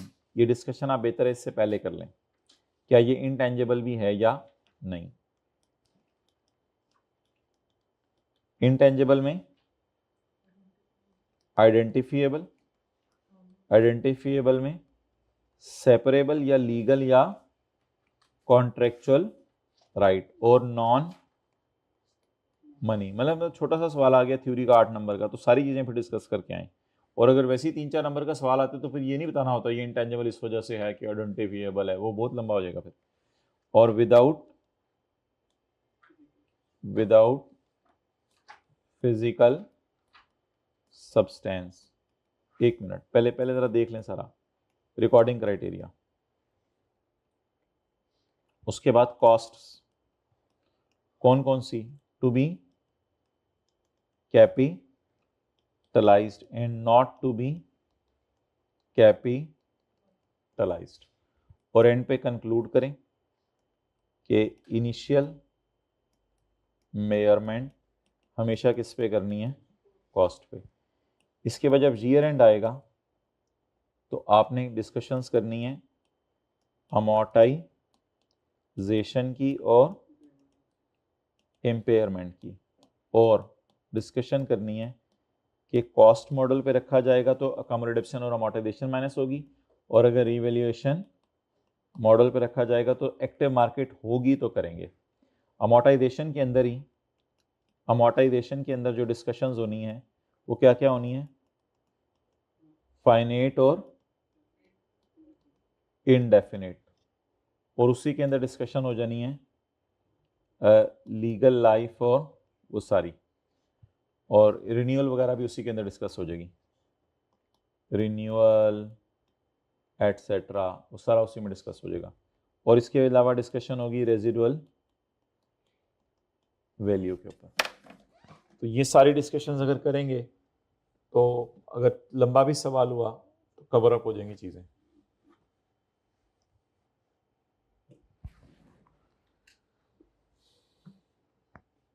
तस्वीर खींच लिए तो पास पेपर का क्वेश्चन 4 हाँ हुए कितनी देर में आ रहे हैं?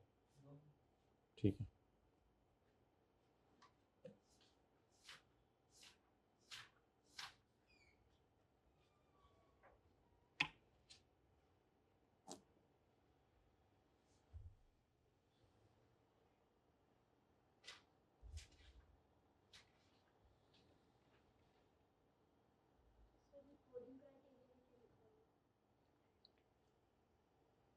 Its cost can be made liability and future economic benefits are probable, so we will record it as an intangible.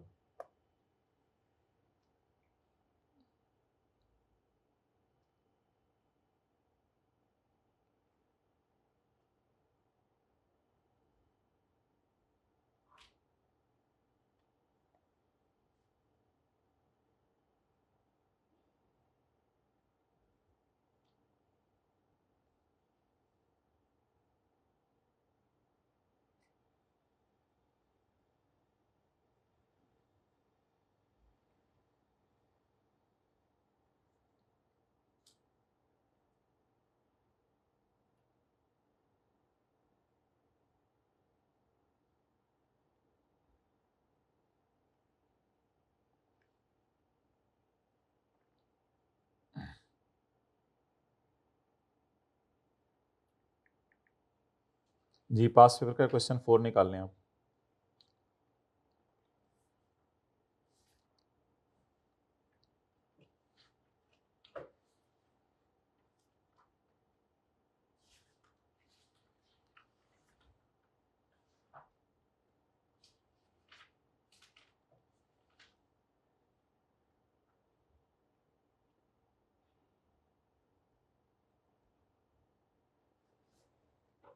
Question 4 है ना, जिसमें रकम जनवरी और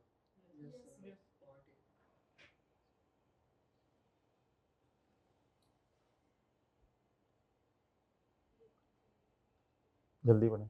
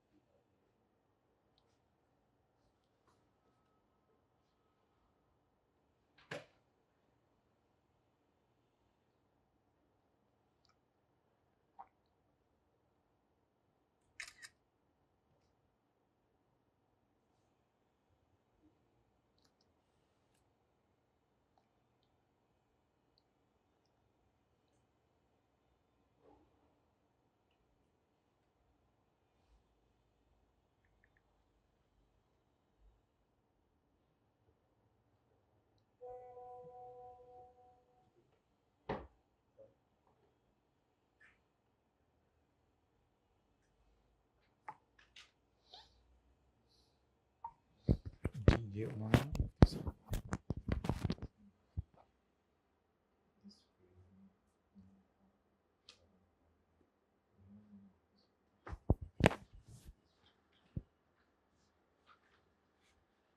पॉज कीजिए।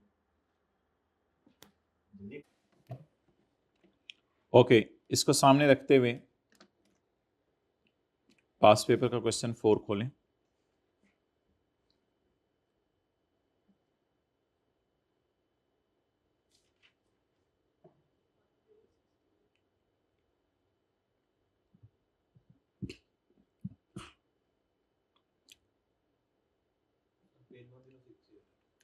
वैसे ना आज मैं डाल दूंगा ये रीड आउट पेज 1043 भी कर लीजिएगा आप घर में। इसमें हमने ये लिख दिया हुआ सारा, इनिशियल रिकॉग्निशन और इनिशियल मेजरमेंट।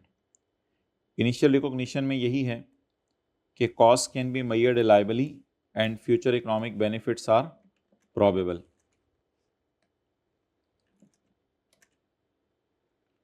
चलिए आपको करते करते मैं साथ दिखा देता हूँ। ये सारी डिस्कशन हमें पता है, लेकिन इस पेज को अगर आपने पढ़ना हुआ तो इस पेज को हम रीड आउट में डाल देंगे कि आप इसको रीड आउट कर लीजिएगा। यानी इंटेंजिबल पे जो मैक्सिमम आप डिस्कशन कर सकते हैं, how to write down in paper, वो ये वाली है।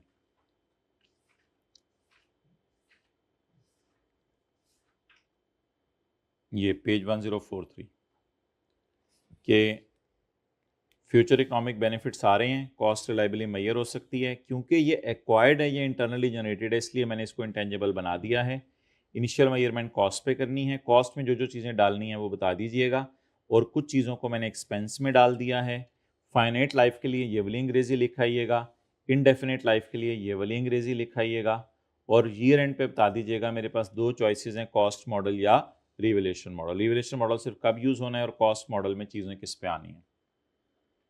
ये एक डिस्कशन है, हम डाल देंगे पेज 1043 पे। और समरी आप ये वाली ना देखिएगा, समरी आज इंशाल्लाह चैप्टर के एंड पे, अभी मुझे याद कराइएगा, मैं आपको दिखाऊंगा।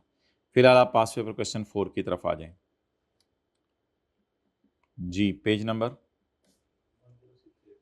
1068। ऑन यकम जनवरी 2012 टॉप फूड एक्वायर्ड या internally generated, acquired manufacturing rights of different range of juices and ice cream from a well-known multinational company for 50 million। तो लिखें जी, डिस्कशन है यकम जनवरी 12 को क्या करना है, 31/12/12 को क्या करना है, लिख के आए। लिखें manufacturing right is an intangible asset. यहीं से डिस्कशन शुरू करें जो मैंने आपको सिखाई है। Manufacturing right is an intangible asset.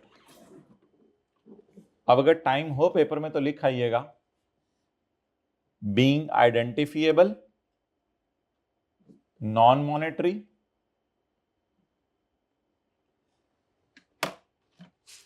Manufacturing right is an intangible, being identifiable, non-monetary, and having no physical substance।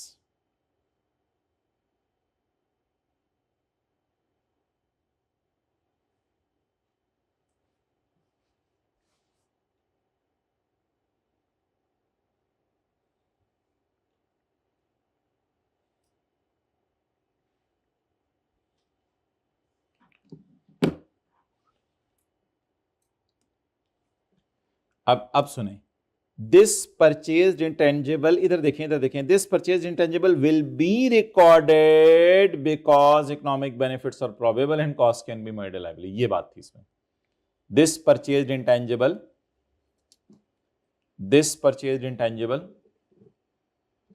Will be recorded,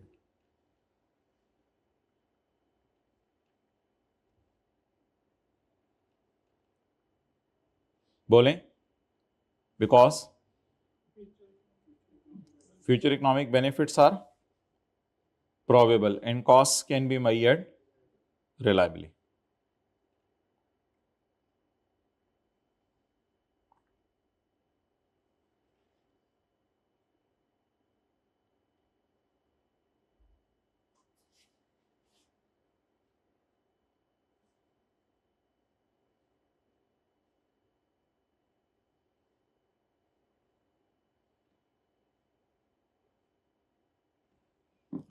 अच्छा, अब ये डिस्कशन करने की जरूरत नहीं है कौन सी कॉस्ट कैपिटलाइज करनी है कौन सी नहीं करनी, क्योंकि सवाल में दिया ही नहीं हुआ डाटा। तो बस सिंपल लिखें, initial measurement, the initial measurement will be at cost which in this cases, असल में नंबर बहुत ज्यादा है ना, 8 नंबर है। The initial measurement will be at cost of rupees, बोले कितने मिलियन, 50 मिलियन।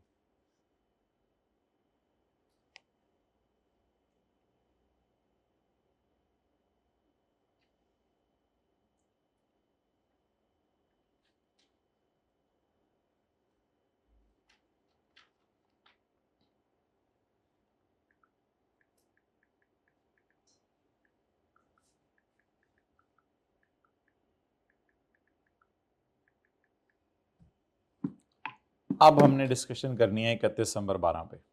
अब 31 दिसंबर 12 की हेडिंग दे दें, following are the relevant clauses of agreement executed between the two companies. ये कॉन्ट्रेक्चुअल राइट है या लीगल राइट है?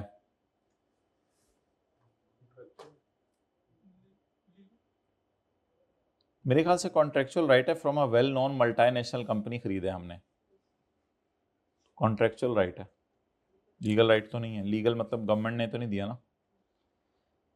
Following are the relevant clauses of the agreement between the two companies. The agreement is valid for 5 years and renewable for another 5 years at a ना होने के बराबर price. इसका मतलब है 50 मिलियन का भी हमने खरीदा है तो 5 मिलियन तो मिसाल के तौर पे आधा मिलियन और दे के आगे भी खरीद लेंगे या 1 मिलियन और दे के आगे भी खरीद लेंगे. वो प्राइस उसने हमें नहीं दिया आज, लेकिन बता दिया कि नॉमिनल है. Manufacturing rights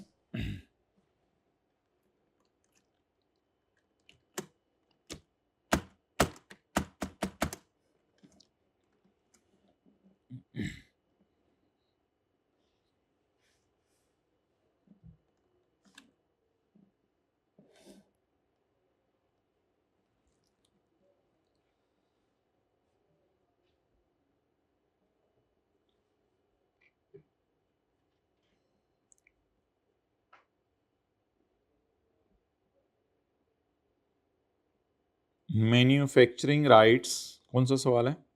4. Manufacturing rights are not transferable and can not be sublet. अब बताएं, ये सेपरेबल तो है ही नहीं, तो हम इनको इंटेंजिबल क्यों कह रहे हैं? ये सेपरेबल तो नहीं है. Though these are not separable, but they are still identifiable because of being a contractual right. Intangible बनने के लिए क्या शराइत है? 3.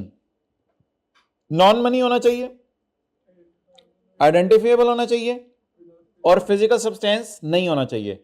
आइडेंटिफिएबल होने के लिए दोनों में से कौन सी एक बात पूरी होना जरूरी है? या सेपरेबल हो या लीगल या कॉन्ट्रेक्चुअल राइट हो. तो दो इट इज नॉट, दो इट कैन, वैसे कर रहा हूं, ये लिख के नहीं आने की जरूरत, इतनी ज्यादा बहस करने की जरूरत नहीं है. Though these are not transferable but these are still identifiable because these are contractual rights. तो वैसे बता रहा हूं. अच्छा, नॉट ट्रांसफरेबल और नॉट सबलेट से एक और चीज भी पता चलेगी.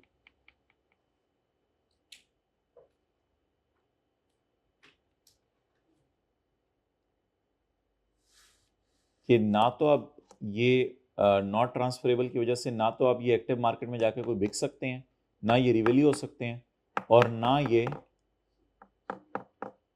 बोले ना इनकी रेजिडुअल वैल्यू हो सकती है. क्यों? अगर ये चीज बेची नहीं जा सकती तो क्या मैं बाजार में लेके जाके उसकी रेजिडुअल वैल्यू लगवाऊंगा? मेरे किसी काम की है? बताएंगे राइट मैंने किसी से लिया ना, ट्रांसफरेबल नहीं है. अगर नॉट ट्रांसफरेबल है तो फिर ये बेची नहीं जा सकती. डन. लिखें.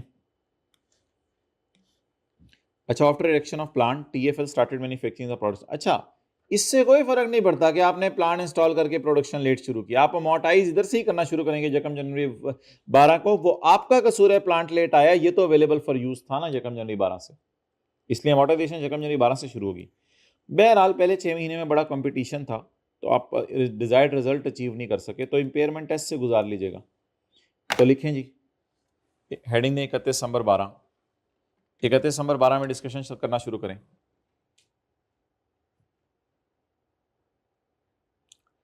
This intangible has a finite useful life. This intangible has a finite useful life. अच्छा, हमने कितना अरसा इस्तेमाल करना है? Expected period of cash generation सवाल में ढूंढें. नहीं दिया हुआ, सिर्फ ओरिजिनल लीगल लाइफ दी हुई है 5 साल और रिन्यूअल दी है 5 साल. तो फिर लिखें. अभी तक लाइन क्या लिखी है? हैज फाइनाइट यूजफुल, बस ये लिखें. हाँ, manufacturing right has finite useful life, so it will be amortized. So it will be amortized.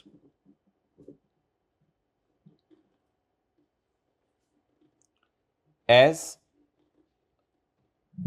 a renewal is at minimal cost, so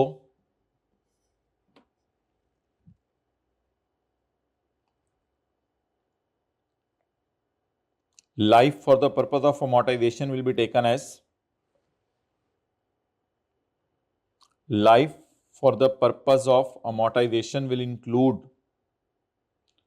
life for the purpose of amortization will include the renewal period.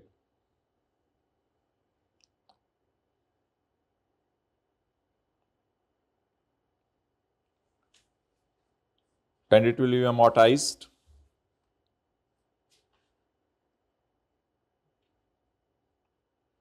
over a period of, बोलें, 10 years.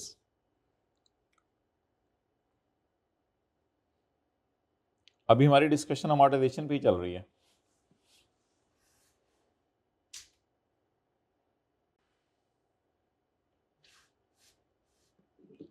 अब इसमें ये लिखा है amortisation will begin.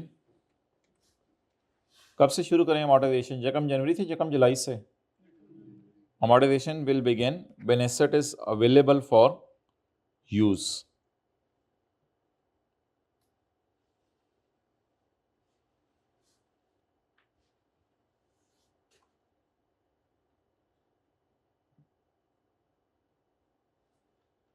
And not when it is actually used.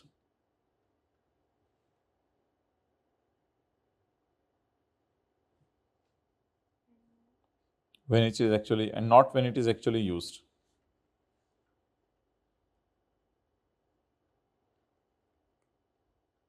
So it will begin on यकम जनवरी 12.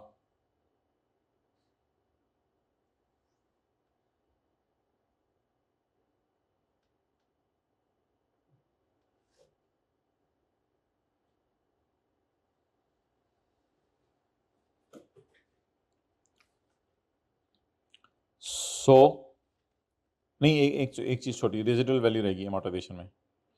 Residual value will be taken as 0.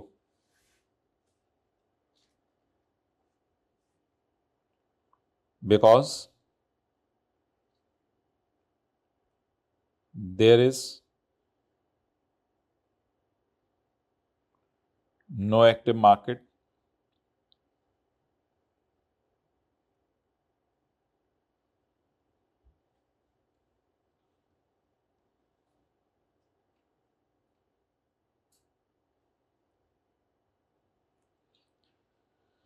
of अगली line. P&L will show an amortization of, जी बोलें कितनी? हाँ, 50 divided by 10, 5 million. P&L will show an amortization of rupees 5 million.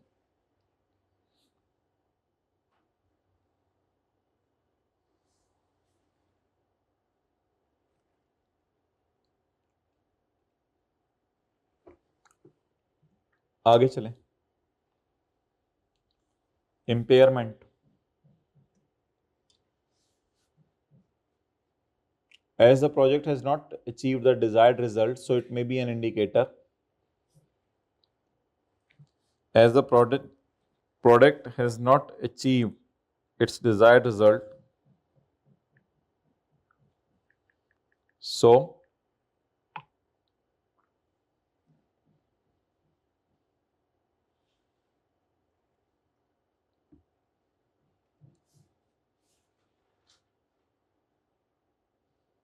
बोलें, so it may be an indicator of impairment.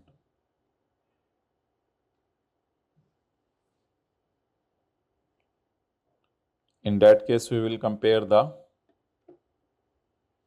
carrying amount with the recoverable amount.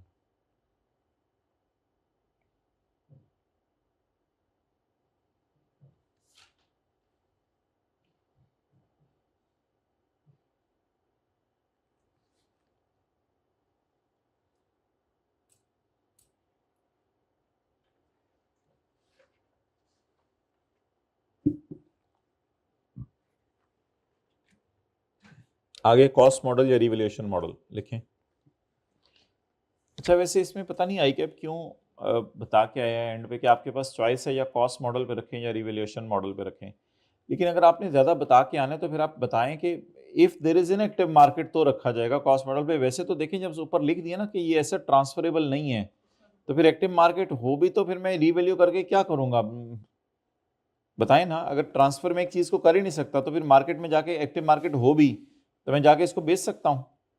तो फिर मुझे तो revalue करने का कोई फायदा नहीं होगा, यूजर को ऐसी कहानी सुना रहा हूँ कि ये OCI गेन आया है। लेकिन ICAP ने देखें उठा के लिखा हुआ है कि हमारे पास चॉइस है, इसको कॉस्ट मॉडल पे रखें या रिवैल्यूएशन मॉडल पे रखें ईयर एंड के ऊपर। उसने क्या आगे बता दिया? हाँ वो वही मैं कह रहा हूँ, वो फिर एंड पे वो बता दें। तो IS 38 permits entity to adopt cost model or revaluation model as its accounting policy. The revaluation model can only be adopted if intangible are traded in an active market. As rights cannot be sold, the revaluation model cannot be used. अब मतलब ये है कि 8 number पूरे करने के लिए ये बातें कर रहा है, क्योंकि इतनी ज्यादा लंबी डिस्कशन करने की जरूरत नहीं थी। तो ये बस लिख लें कॉस्ट मॉडल में, फिर कॉस्ट माइनस अक्यूमुलेटेड एब्सेंट, बाकी तो ये डिस्कशन तो मैंने आपको लिखवा दी है सारी। चलें करें, आप इसी से स्टिक रहें।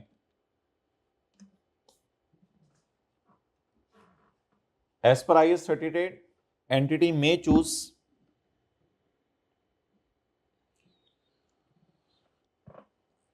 to keep assets subsequently. An entity may choose to keep assets subsequently at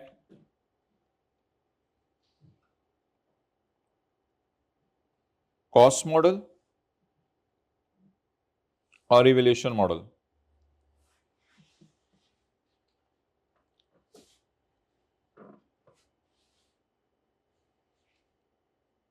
Revaluation model can only be used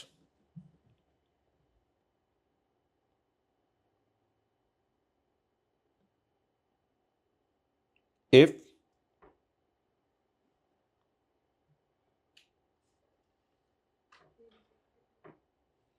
revaluation model can only be used if there is active market.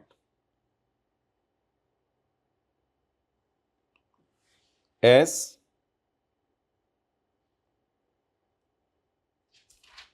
it cannot be transferred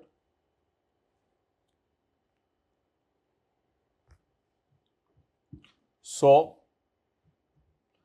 revaluation model will not be used.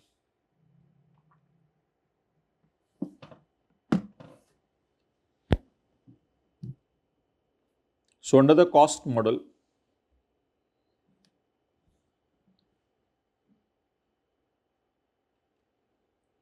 it will appear at, बोले, at its cost, ये लिख के रख रहे हैं हमेशा, at its cost minus accumulated depreciation, accumulated amortization and accumulated impairment loss.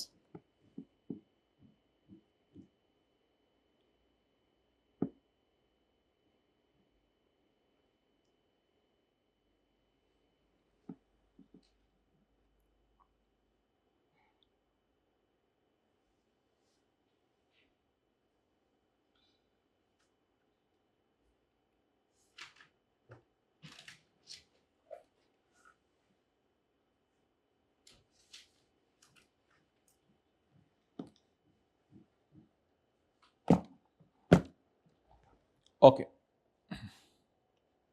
Done जी।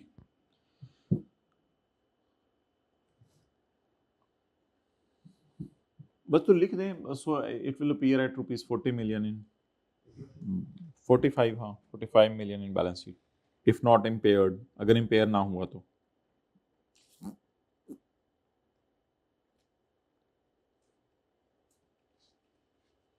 अब बस ठीक है, 5 7 8 10 मिनट रह गए, इसको पूरे करें किसी तरह, फिर चलते हैं, बस नमाज पढ़ते हैं, क्लास खत्म। ये मुझे बता दें भाई, अच्छे तरीके से ना ये थ्योरी श्योरी डिस्क्लोजर वगैरह भी पढ़ाइएगा साथ सारे। मुझे ये बता दें, जितना मैंने पढ़ाया इतनी थ्योरी पढ़ाई है, कोई इससे ज़्यादा नहीं। ये जो पास पेपर का क्वेश्चन नंबर 3 है, इसको ज़रा 1-2 मिनट में करें।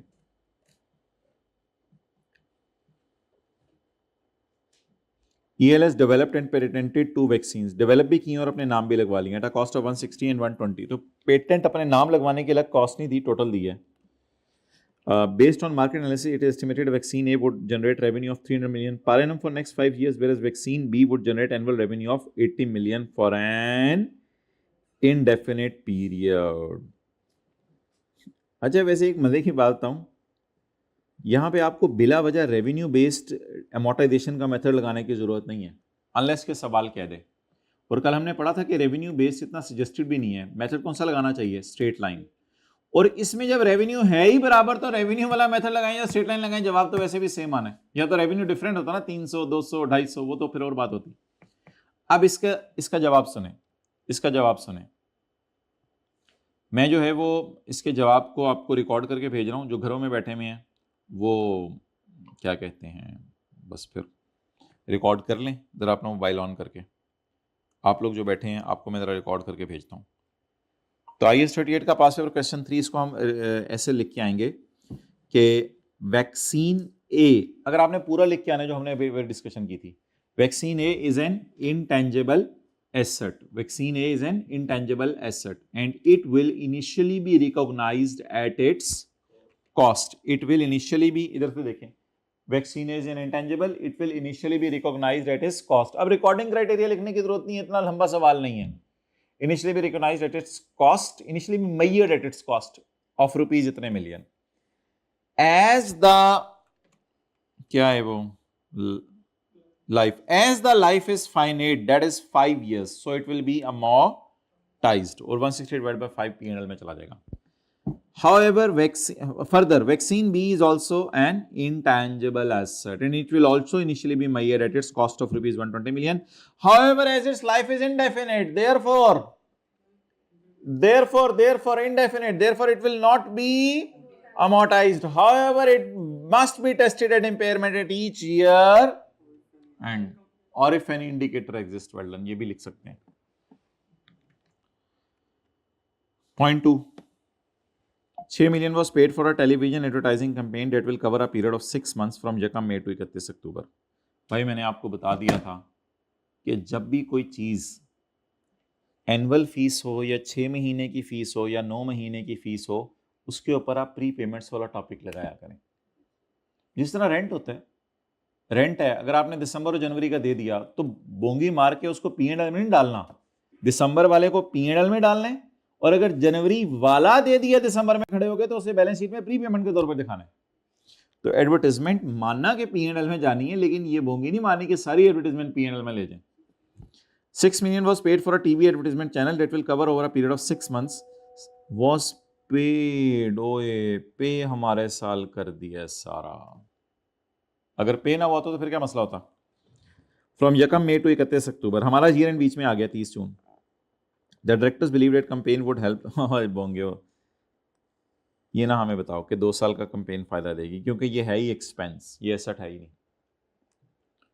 तो पॉइंट 2 के अंदर हम लिख के आएंगे the advertising campaign of 6 million is paid for 6 months, so our P&L will show an expense of 6 divided by 6 months कर लेना into 2 months is equal to 2 million. So P&L will show an advertisement expense of 2 million.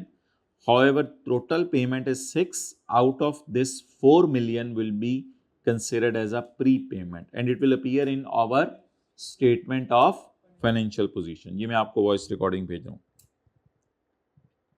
बाकी घर बैठे हुए हजरात mobile से। 5 million training of staff, इसमें ना ये लफ्ज लिख के आया करें, मैंने आपको कहा था IAS 38 prohibits the recording of research, prohibits the capitalisation of research, इस तरह लिख के आएगा। IAS 38 prohibits the capitalisation of staff training cost. Logic ना लिख के आएगा, because we can not control the staff, ये को लिखना जरूरी नहीं। Therefore this 5 million will be charge to expenses. आगे तो उसने कहानी बनाई हुई है कि रिड्यूस करेगा कॉस्ट और लूट मचा देगा और ये करेगा।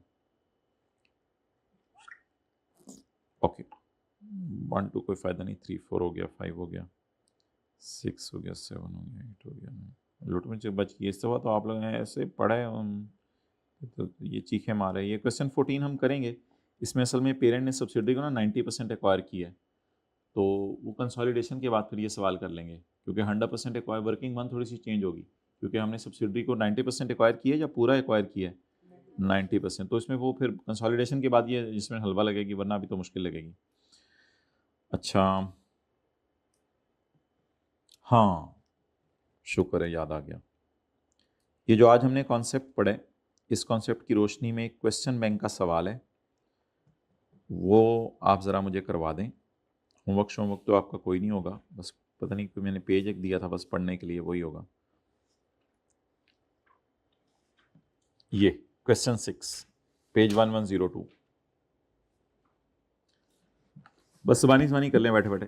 Sakib Limited began, page 1102.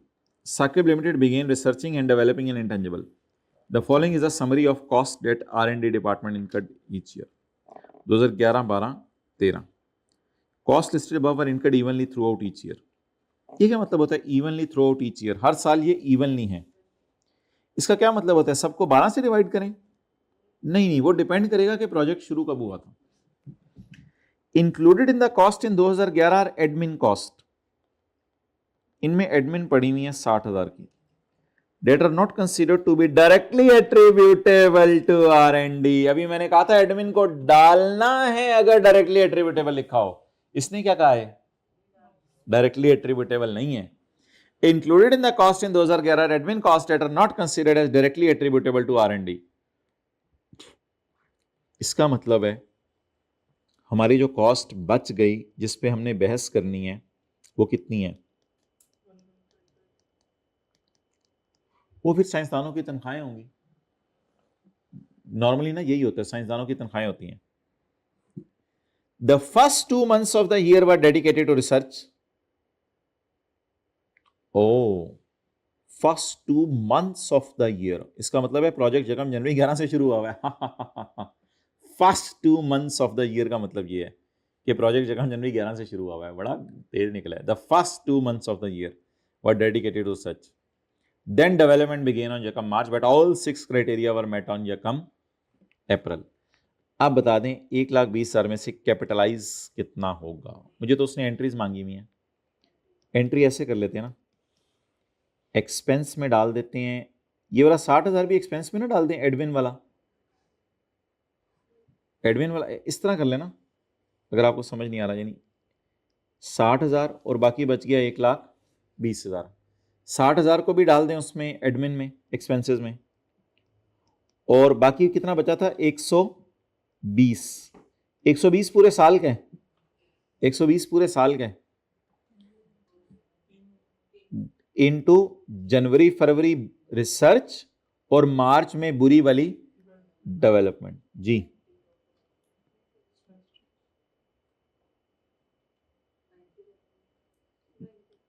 90.